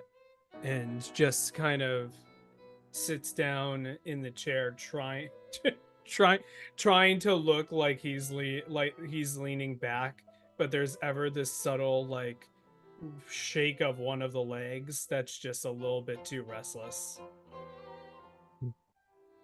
I'm sure it'll be fine. I could call a waiter over. Nah, thanks. Just to offer up what much of the other kindred have been like thinking and experiencing in this moment. Tabby is very nervous for a number of reasons, but she is trying very hard to not appear as nervous as she is. The idea that Max brought to her head did immediately send a jolt through her inactive nerves, and she tries to settle back down. She seems to be also looking throughout the crowd for someone she wouldn't know what they look like, but is also seemingly looking for, not like observing people, but trying to pick someone out, but is very much every so often like extending out of her seat and then just recoiling back into it. Tabby, are you expecting someone? Expecting? No. Hoping to talk to someone after we've been introduced. Hopefully that's soon.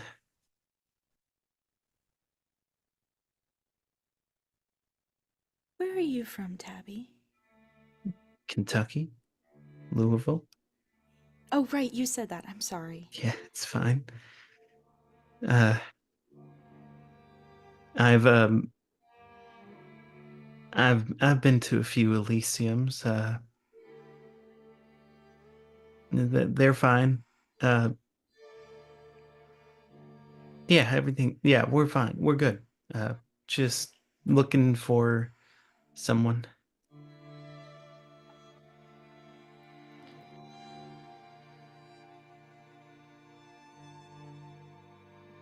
It does seem like we're all trying to find our footing, but that's natural, right? Hard to know what to expect in a new place, especially if you're just here by yourself. Right. So who was your friend? Oh, yeah, that's my friend Nico. Well, I guess we're more acquaintances than friends, but I'm sure we'll be close friends once I get settled in here. But he and I met at this event in Las Vegas, and we had a mutual acquaintance. And he introduced us, and it was, we just kind of got along. He's a terribly fashionable individual, kind of stands out in a crowd, which I appreciate. Las Vegas, so you've done a lot of traveling then. Oh, yes, yes. I've always had kind of a wandering spirit. But yeah, Las Vegas was just, there's nothing quite like it. Quite beautiful. That's where I fed for the first time. That's something, isn't it? You know, I'm still not quite used to the feeling, but Mhm. it's nice. It's really nice. Yeah. Very special. Are you all visiting here, or I'm hoping to settle in here a little bit and kind of see what Savannah has to offer. I mean, the art scene here, because of, SCAD's just down the road. I'm very interested in just kind of seeing what's happening here, what people are making, and maybe, I don't know, maybe I can find a bit of my own artistic voice here. Be very exciting. Oh, I think you'll have luck here. I did see something about them on the internet. Oh, great. Should be good. good luck to you? Thanks. Thanks. What about I'm yourself? Are you passing through or?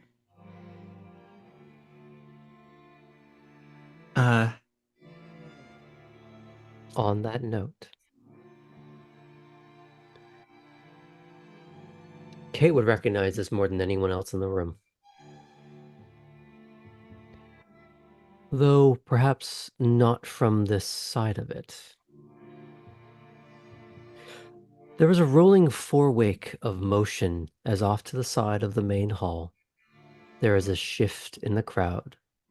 People beginning to move as they get out of the way of a small approaching bubble. You can't quite see from here, see from where you are until a fairly plain-looking man with sharp features in a rustic wool-knit sweater approaches the bestial man of the platform. The gentleman monster stands to greet him, that grim expression seemingly turning to some semblance of warmth as the two shake hands and seem to be talking in some spirited fashion. They are swiftly joined by the keeper, who, after a few moments, doesn't point in your direction, but does angle his head to direct their attention over to you. The trio seem to confer briefly before there is a nod of collective understanding, and the man with the knitwear instead takes the seat on the platform, while the suited monster that previously occupied it stands with pocketed hands next to him. Now, before I go any further, do you want to react to that in some way? I'll stand when he walks in. Mm-hmm. Max follows suit. Ever the chameleon, Cora does so too. Same. Artem was already standing, but he'll at least turn So over. he sits. Got it. Okay. Do a backflip. Do a backflip. He stands Abby on his sleep. hands. Was that Abby slowly rises. Okay.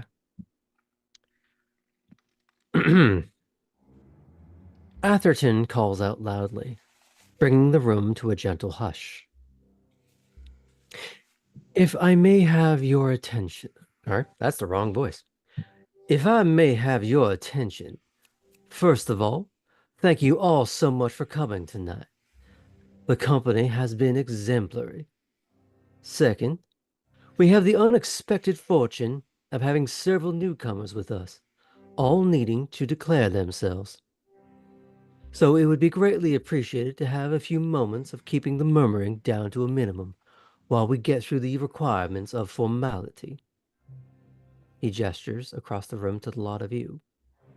If you would all please join us. Very confidently step forward. Same. Same. Same. And how? And follow.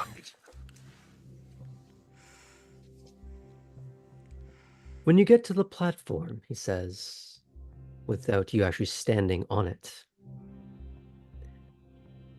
your backs are all to the crowd behind you, and you are made to face the prince as he sits just 2 feet higher on a completely normal chair.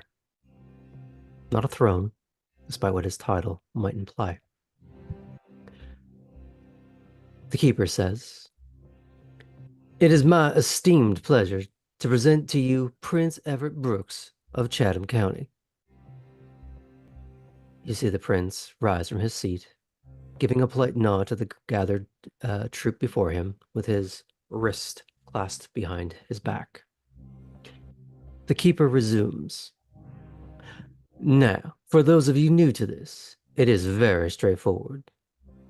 Just your name, your clan if you know it, your sire if you know that, and the reason you're in Savannah. The prince interjects. I understand there is a Ventru among you. Please, set the tone for your peers. Kate will step forward, just like a half step. Oh, One moment. sorry. No, you're good. Taking the initiative of what was intended, so that's fine. Above the table, we're going to streamline this a little bit. I'm going to give you your order that you're expected to go in. Kate, Cora, Artem, Tabby, Poppy, and finally, Max. Please set the tone, Miss Fulton. So Kate will step forward in the line. I'm Kate Fulton, Rentrue of Washington, D.C., child of Prince Anthony Vesper. Before you even are able to continue in any way, there is a smattering of reaction to the name.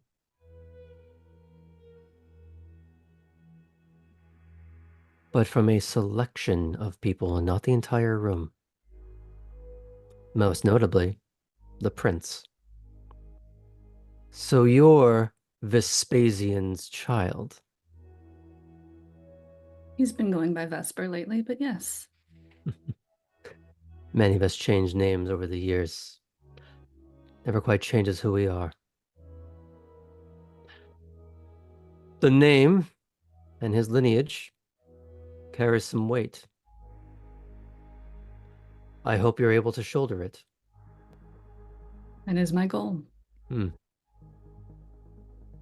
So I know who your sire is, and while I has spoken with him personally. Please, share with us your reason for being here. Why should I permit you to stay?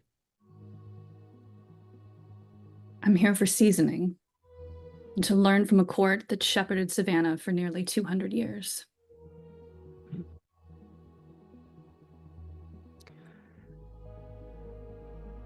Praxis is not something that is easy to teach. It will take a long time to even grasp why that's difficult in the first place. But time is one of those things that are not limited if you're smart.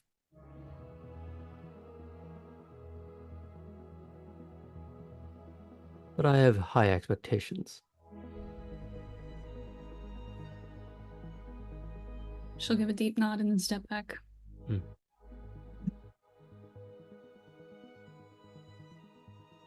Miss Violante. Cora steps forward. Cora Violante, child of Essen, Seneschal of Frankfurt. That too does get a small reaction. Both from the prince. He seems to at least understand who the big names are in the world. But the keeper seems to react to that as well. A few people in the crowd, again, selective, not the entire room. The keeper just gives a little arched eyebrow, but it's a pleasant surprise in his eyes, not revulsion or suspicion. Really? Essen, you say? You know him. Only by reputation. The old man has a bit of a legend around him. He does have a certain air. He's a good man. You do see not so much a sadness, as much as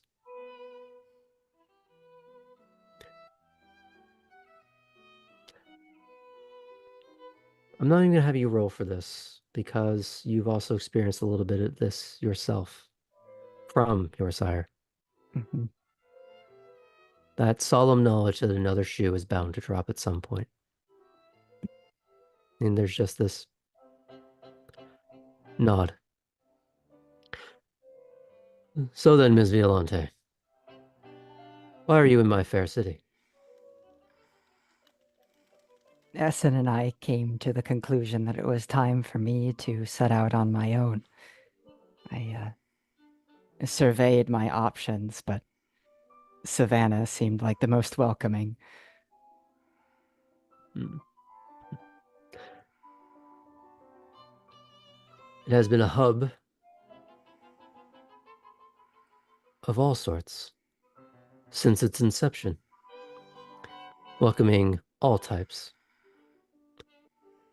provided, of course, they can acquiesce accordingly. Given your wild sire. And there is not laughter at that as much as almost this grim acknowledgement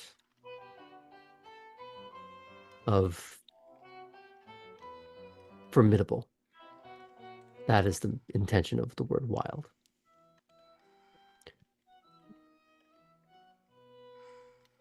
So why were you here? Your...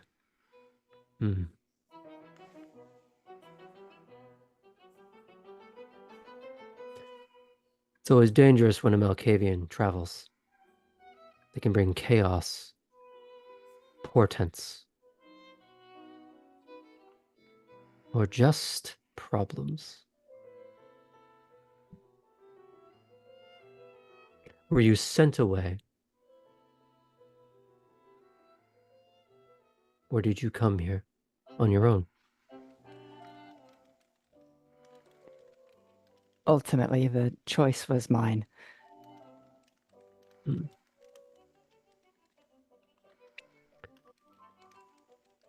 There's not suspicion on his face, more scrutiny, concern. And he says, or actually, sorry, the keeper says, my prince, I am well aware of Mr. Essen's past. I would be more than happy to vouch for this young lady.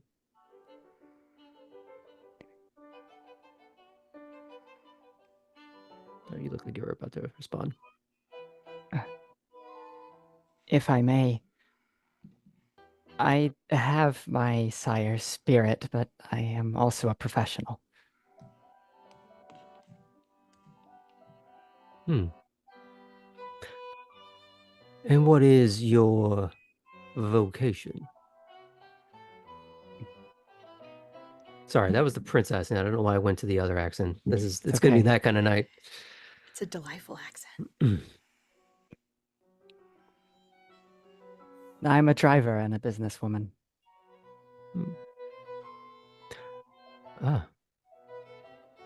I'm sure you will find good company. There are all sorts of professional establishments and a burgeoning racing circuit. Perhaps we can accommodate. For now, I accept your presence and your status as neonate.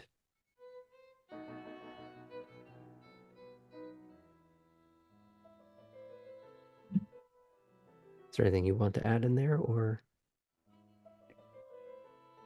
Just, she's always been told when she says thank you to any other vampires to not say it too early. So in this case, she'll just nod politely, and look over to the keeper as well. Since he gives a spoke very up. polite nod. And then she'll step backwards. You notice there's a little bit of a smile on his face, sort of just almost pleased.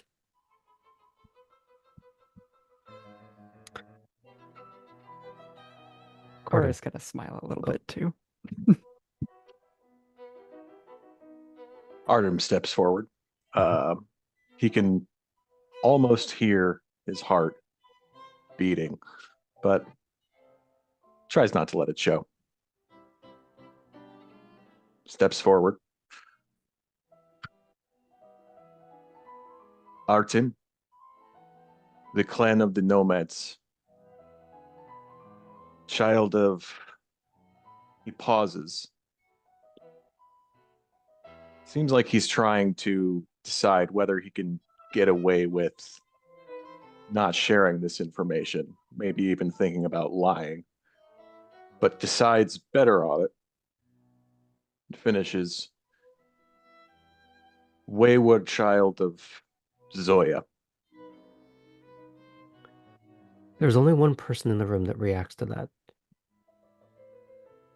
It's the bestial man who was previously in the chair and then standing next to the prince.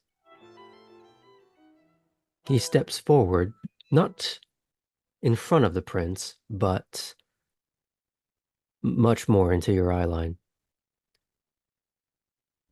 You know the old woman of the woods. Yes.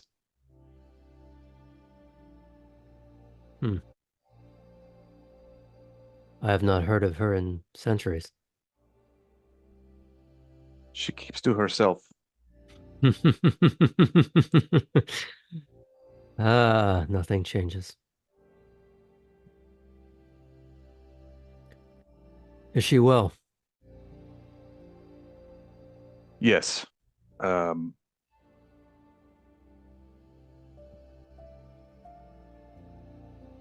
I left her.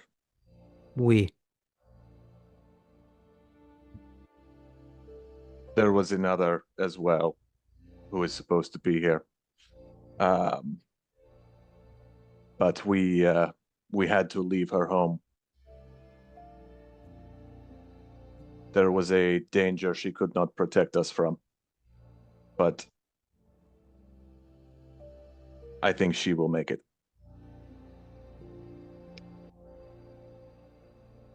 Where is your companion now? I don't know.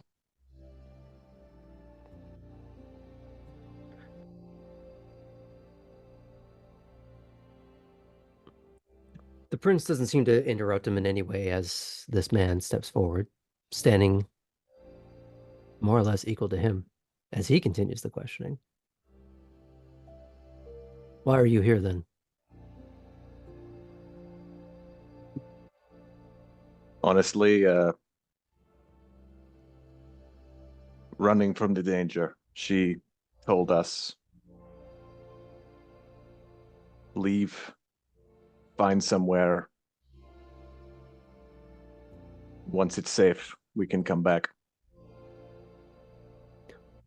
What was the danger?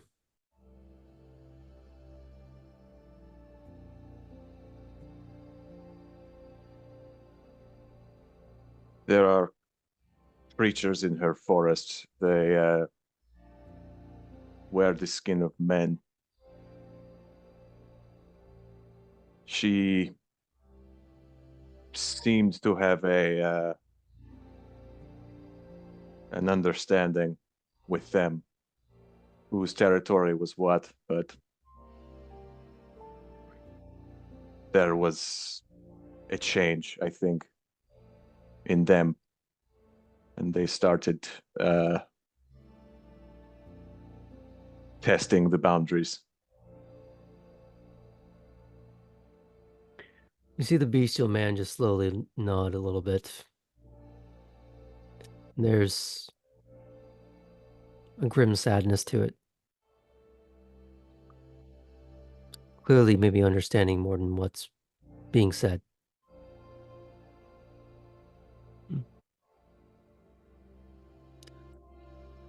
He looks to the prince to sort of, don't say anything, but they share a almost telepathic bond of two people who have known each other a very long time. And there's just this little nod between them. I should very much, the bestial man says, I should very much like to continue our conversation on the subject. Been some time since I've heard of her. I would be happy to talk. He shares another look with the prince, who then continues to address, taking over from the bestial man. I accept you as neonate within my domain.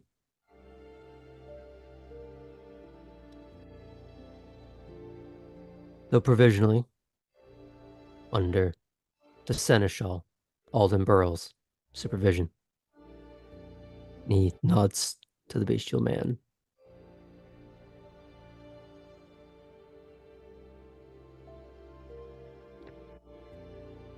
You step back? Yes. Okay.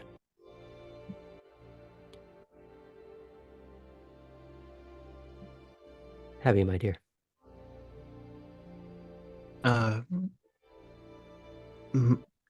My name's Tabitha Morn, childer of Angel. At least that's how I knew her. Pause to see if anyone reacts. No one on that little platform seems to react. You do hear one or two little voices, but it's indistinct. It's just little murmurs. Some of the more distinct ones that you do hear are more, huh, is the effective tone. Yeah. But there are some that sound a little more confirmational, but you don't know where they're coming from. Do you look? Or do you stay looking at the prince? I think Tabby realizes that she had paused too long. she was lulled into the expectation of a renowned sire. And then kind of was like detached, looking away, listening, and then comes back to the prince. Hmm.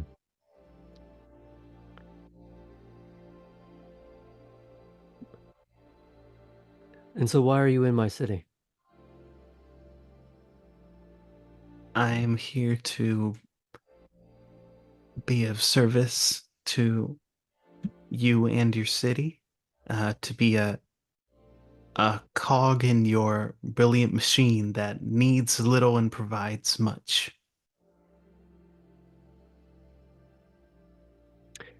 Ms. Morn, I will only ask this once more.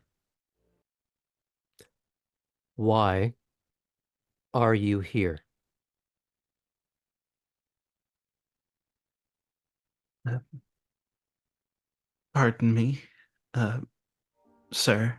Uh, the she wants to see if she is reading him properly. Uh, see what he actually knows. Is there any role for that? He's not buying the cog and wheel speech. Okay. He's either heard it too many times or it's just hot bullshit and he knows it. There is Abby, an clear. implication of it doesn't matter what it is as long as it's the truth. That is the expectation. Tabby kind of shaken from her short prepared speech. Hmm. Quickly like looks down at the floor. Forgive me, sir. It it is the truth, but much like Artem, I'm uh, I, w- I was sent here for danger, and the reason why I didn't say that was uh, in Savannah, someone talked about danger, and he was executed for it, and I didn't You want mean to. Kentucky? Thank you. What did I say? You said Savannah. Thank you. in in Kentucky, in Louisville, the prince had someone executed for talking about the thing that we were running from, and I wasn't sure if your policy was the same, sir. Well, at least you're learning caution. But what was the danger?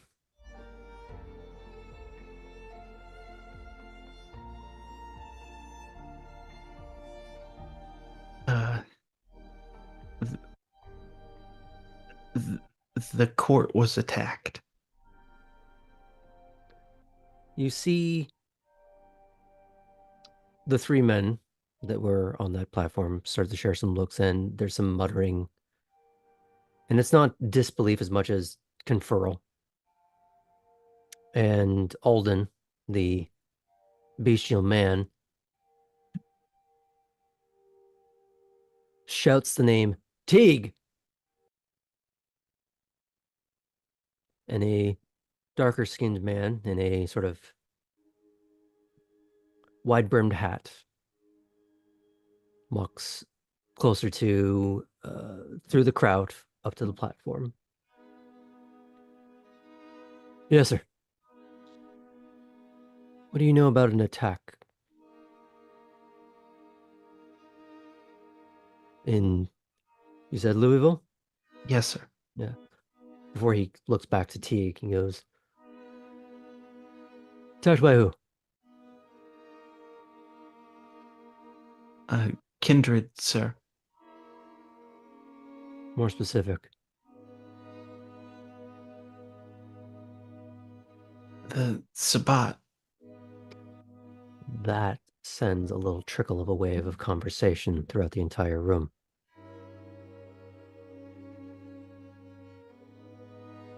It's not panic that you're hearing, but as much as concern.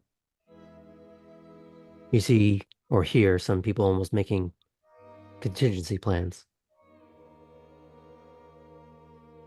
For a moment, for a small moment, you might understand why your old prince would kill someone for creating that kind of panic.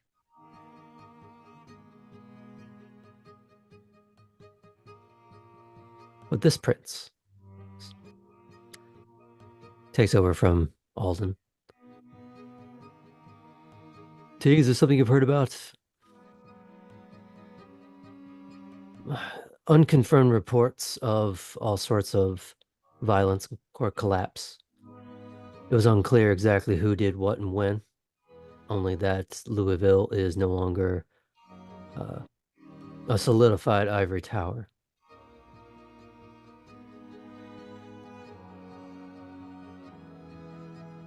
But news is scarce and unconfirmed. From what I was hearing, Archons were going to be sending in a few coteries. But I apologize. There's not much information that tends to come out of those until it's all over and done with. Very good. Thank you, Tig. He nods and he kind of walks away, picking his guitar back up by the neck that he had put down earlier.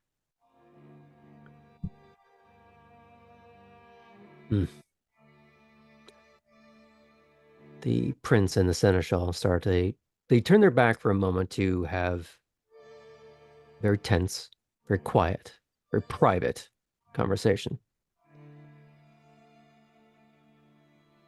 There's a few moments of this until a hand on seneschal's back and some sort of agreement and understanding is reached. The prince looks to you, Tabby. Savannah, the entirety of it, can only express sympathy for the catastrophic loss that you may be experiencing. Thank you, sir. Until such time as we understand the situation better, until such time that we find out exactly who you are, that you are not yourself, Sabbat. Though signs point otherwise.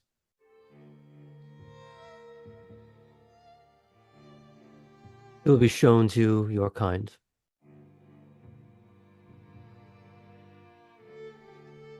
For the time being, you are recognized as Neonate within Savannah. Thank you, sir.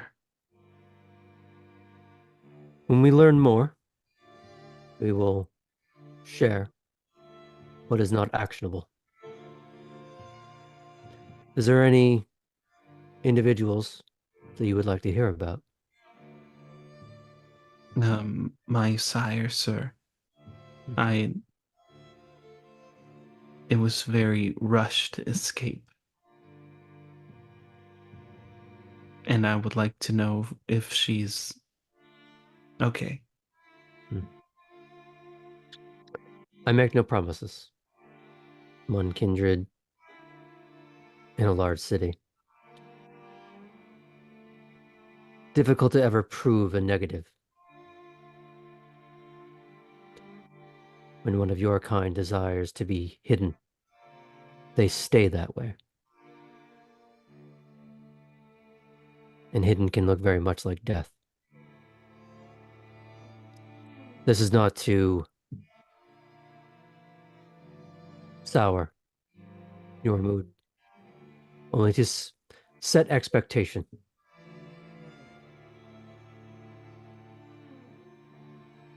Very good.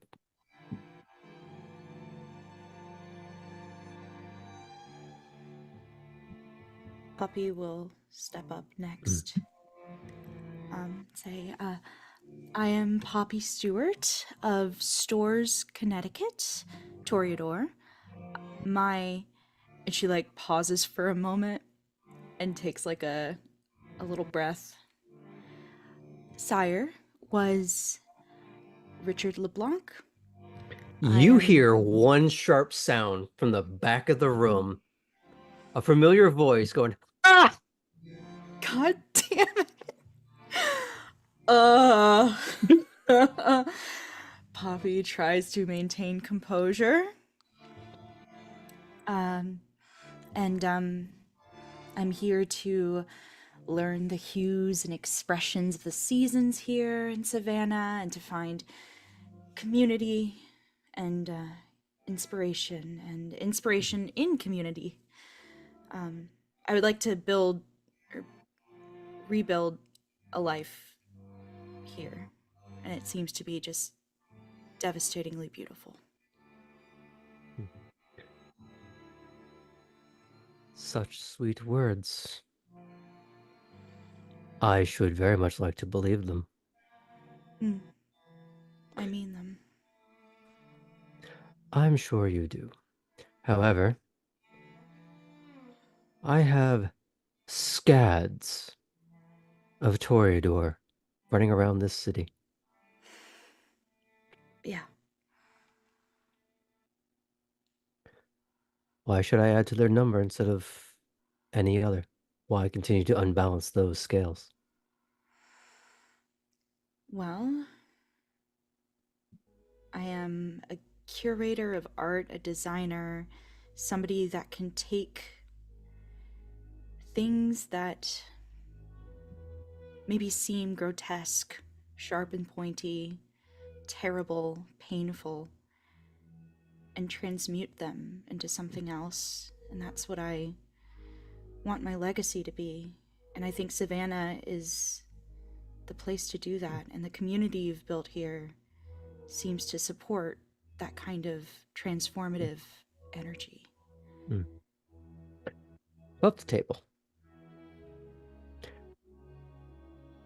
While obviously I know the answer to all these questions.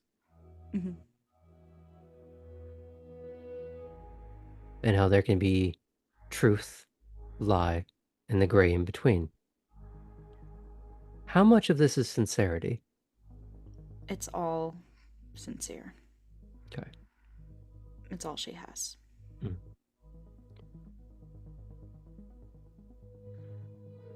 As she's been relaying this, there's been this soft little burgeoning wake in the crowd.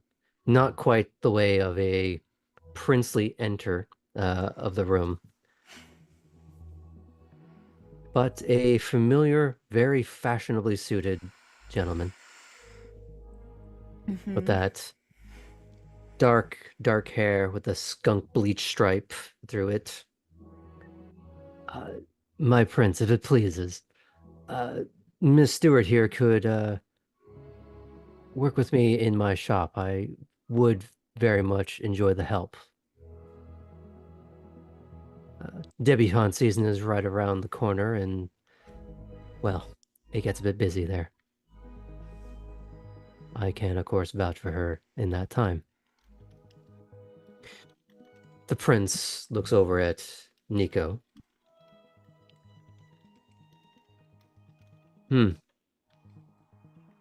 So you would shoulder another one of your own. To an extent, her sins may be yours if you are going to vouch for her this openly. Is that something you're willing to do, Mr. Rausch?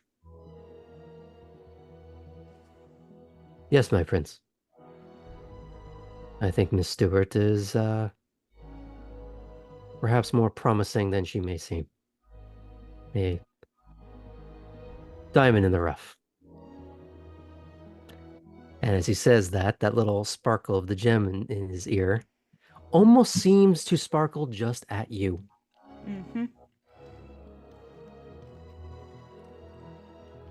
And you know he was the singular voice in the back of the room a moment ago.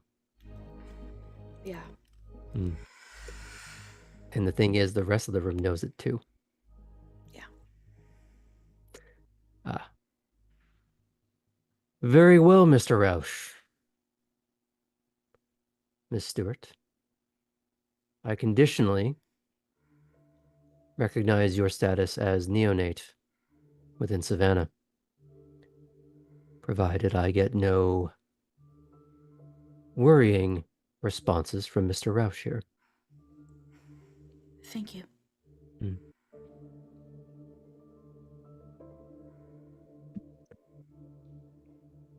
And as she steps back, pray tell who steps forward.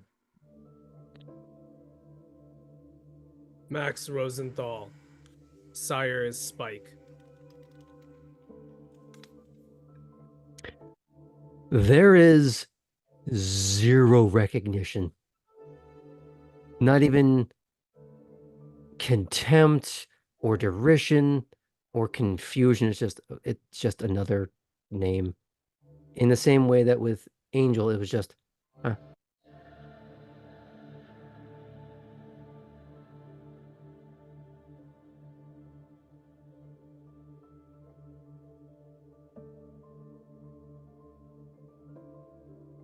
I'm here because I'm looking for him. I see him. What makes you think he's in this city?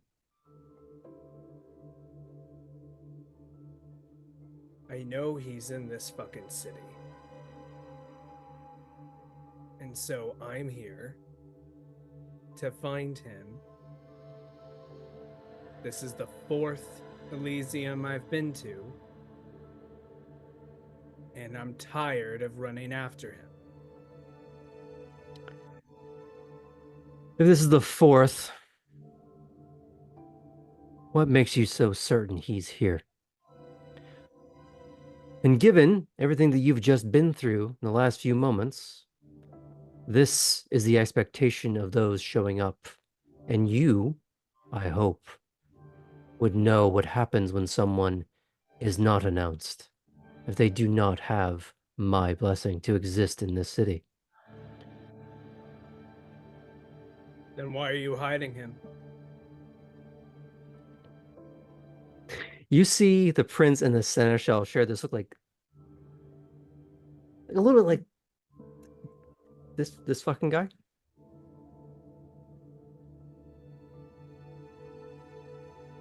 That's your one.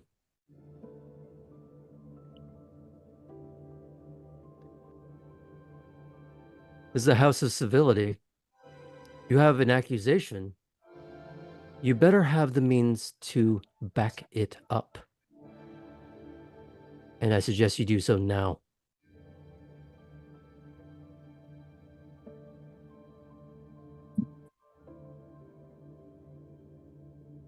Max steps forward another step.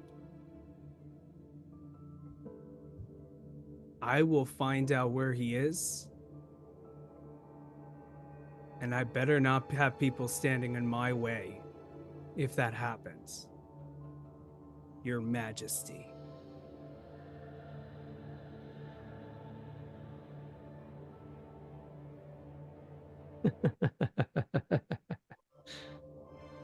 Is that it?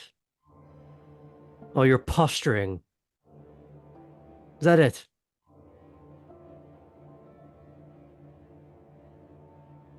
You think you're going to walk in here, puff up your chest, and I'm just going to kowtow to you?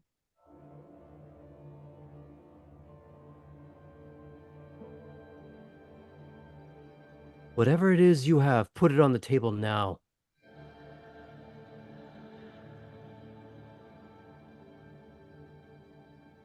Max starts to turn away, and the rest of you, when you look back, as he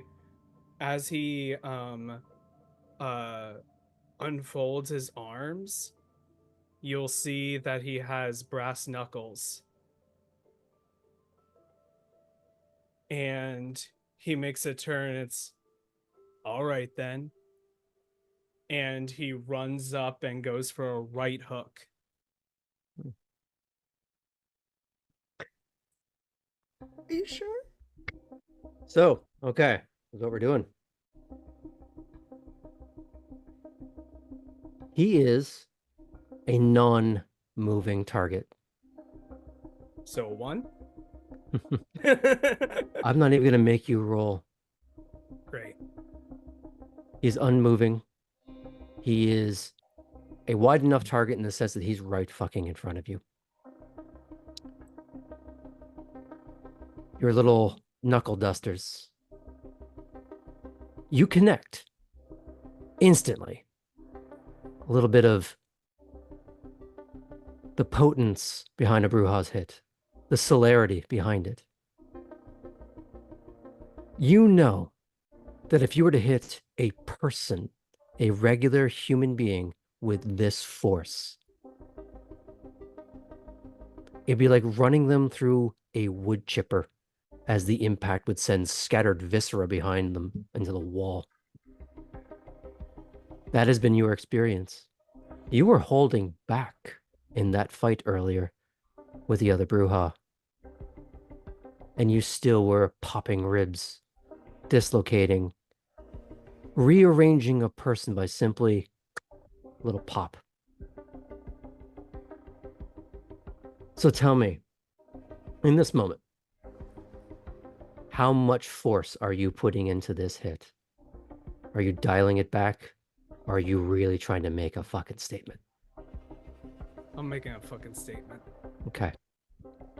Every ounce of your strength that you know that you could turn even some quite prodigious kindred into mist on impact. Doesn't even make this man budge.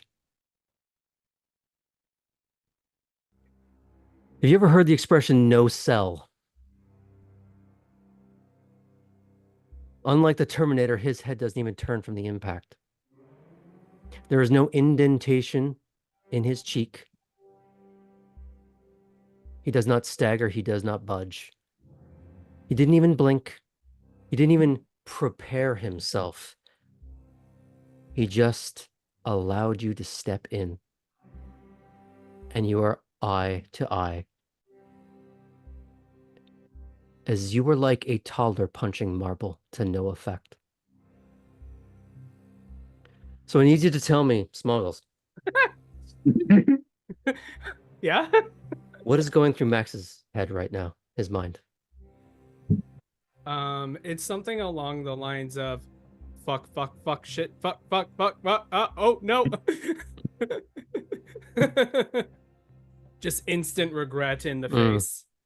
Because that was all of it. Mm-hmm.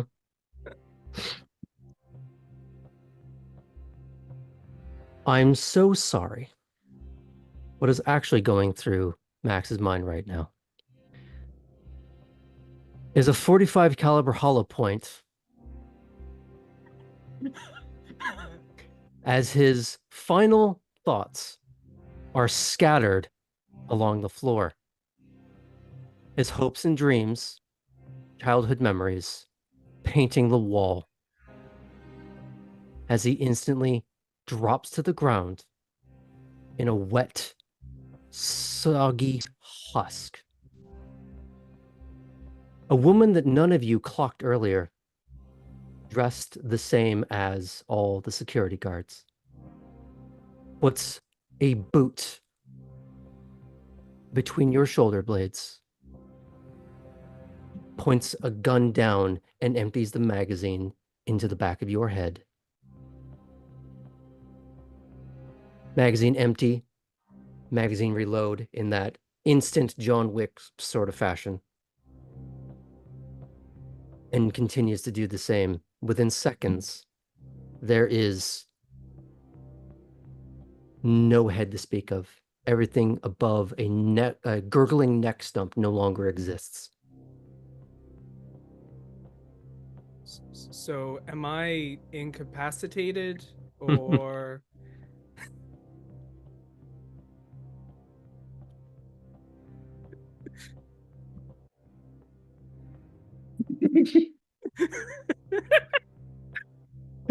And on that note, we will end for tonight. What? Wow. To torpor with you. Oh wait. Whoa. A torpor, sweetie. Whoa. I play 2 sessions in Elysium and I get brain splattered on me in both. Oh You're a no. cream blazer. Dry cleaning. You're never serious. getting that out. Oh my god. Tabby My new already had just tracksuit. stains all over Okay, her. okay. Thank you, everyone else, for tuning in, for sticking around, for letting me get a long-standing project off my chest. And the project was killing smuggles. Oh, I've done that before. Ah, I want you all to consider something. Anyone that knows me knows that I am a massive Star Trek fan. I will always start a story with a red shirt. Huh. I wrote that 2 years ago, and then when I started talking to Sam, God. You're like that guy? Red shirt for sure. Oh my god. so None of those sessions were Sessions. actually sessions for Max. Oh no. It was kayfabe. You know, Well done. okay. during that conversation, I was like, wait, he's a guest. Was. Was keyword. Thanks everyone for tuning in. We'll see you at D&D on Tuesday and episode 2 of Savannah by Night on Wednesday. Have a good night.